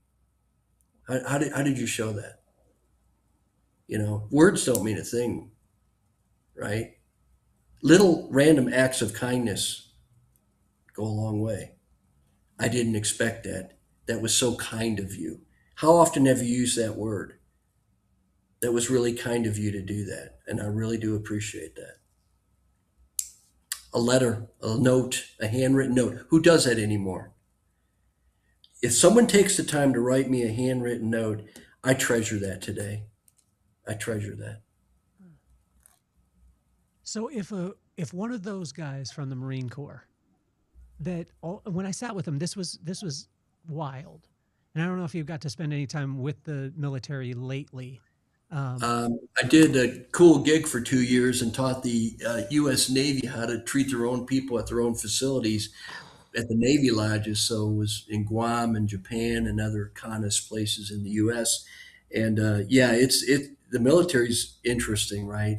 In the case of the Army, it was a 250-year-old institution that was so hierarchical that nobody could make a decision, right?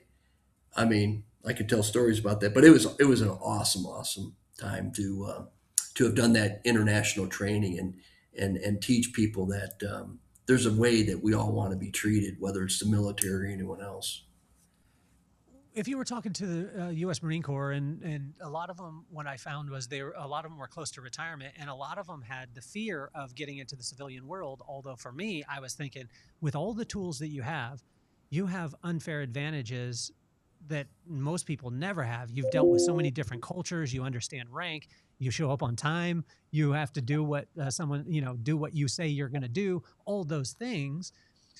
If they were going to come in, like you had that group, and they were retiring, and they said, "Hey, I want to come in. I want to go into the hospitality industry." What would you say to them? I will hire you in a heartbeat, because all mil- almost 100% that I have ever dealt with have phenomenal level of and respect that just is inherent with them. And I tell you, it plays out in business really, really well. The only problem I saw is that in the civilian world, when they become leaders, they can't throw somebody in the brig. So you can't threaten somebody to throw them in the brig. It just doesn't exist, guys. So we kind of got to work through that a little bit. And I know you want to make them tougher and sharper, but you can't go nose to nose verbally with them. Let's just kind of work on that a little bit. But they are incredibly disciplined, incredibly respectful, and I love that. So Greg, They come to you prepackaged, is what I would tell you. isn't it wild? And when I sat with all of them were like, "We're so afraid that nobody would kind of want us. We're not gonna translate into the civilian world." And I was like, for me, and I'm glad to hear you say I would hire them, because as a business owner, for me, I said, honestly, you're what I'm looking for. Oh yeah. Oh yeah. Oh yeah.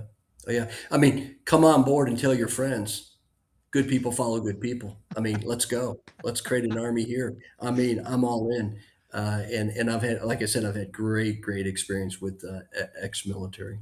Oh, it's been amazing. Well, I started the podcast, Greg, because my two kids, and it's Maddox and McKenna. And Maddox is 14 years old, marches to the beat of his own drum. My daughter is 17 years old, and she's in theater, the arts, singing, dancing, all the stuff. Yeah. And Yeah. I wanted to take the heroes in my life, and I wanted to make them human to them, Yeah. because I didn't want them to worship idols. I just wanted to be inspired by iconic people. Yeah. What advice would you have for Maddox and McKenna? And if you could call yourself Uncle Greg, it would be awesome. What advice would I have for them? Um, that's a good question, because kids are so vulnerable, right? And Mine would be good to people, because in the end, you're going to, in business in particular, you're going to see those people 20 or 30 years. You're going to run into them, and you're going to be glad you treated them with a certain level of respect or kindness, because none of us can do anything in this world without other people helping us along the way. So just be a good person, and I know that that means something different to everybody, but again, I'll use that denominator of kindness. If you're kind to people, you may not always get it back, but you'll know you did the right thing. So do the right thing, right? And God gave you a talent. You were put on this earth for a reason. You'll find that reason over time. You may not find it immediately, and care about what your parents think about, because they're looking out for you more than anybody in this world. So don't try not to worry about what other people think of you today, and stay true to what your parents have taught you about what it is to be good and godly in this world. And I think you'll do just fine. Greg, you're amazing. Can you stick around for a second? We're going to run a commercial, and then can you? You got it. Yeah, Kelly. Yeah, thank you. Sound good?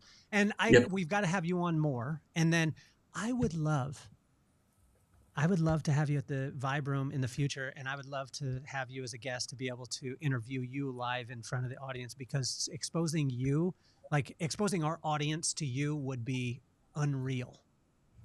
Well, I appreciate you saying that. It's very kind of you. Very kind of you to say that, and I consider this no doubt a privilege to be on this show. So thank you. Well, you're incredible, man. You're officially off the hot seat. Here comes the commercial. Okay. Yeah, and this the vibe that raised us, made us, saved us. Love so strong that the hard times praised us. From base life roots to the freeway nights, we turn small rooms into launch pad flights. Yeah, this the vibe that raised us, made us, saved us. Love so strong that the hard times praised us. From base life roots to the freeway nights, we turn small rooms into launch pad flights. We begun surfing waves too low, made our own rules everywhere we go. Held tight to the truth that our parents declared. Anything is possible, the love stayed there. Now Rob's daughter ballin' on the end scene. Ole scene, Will's kids live dreams we never could have seen. This the vibe that raised us, made us, saved us. Love so strong that the hard times praised us. From base life roots to the freeway nights, we turn small rooms into launch pad flights.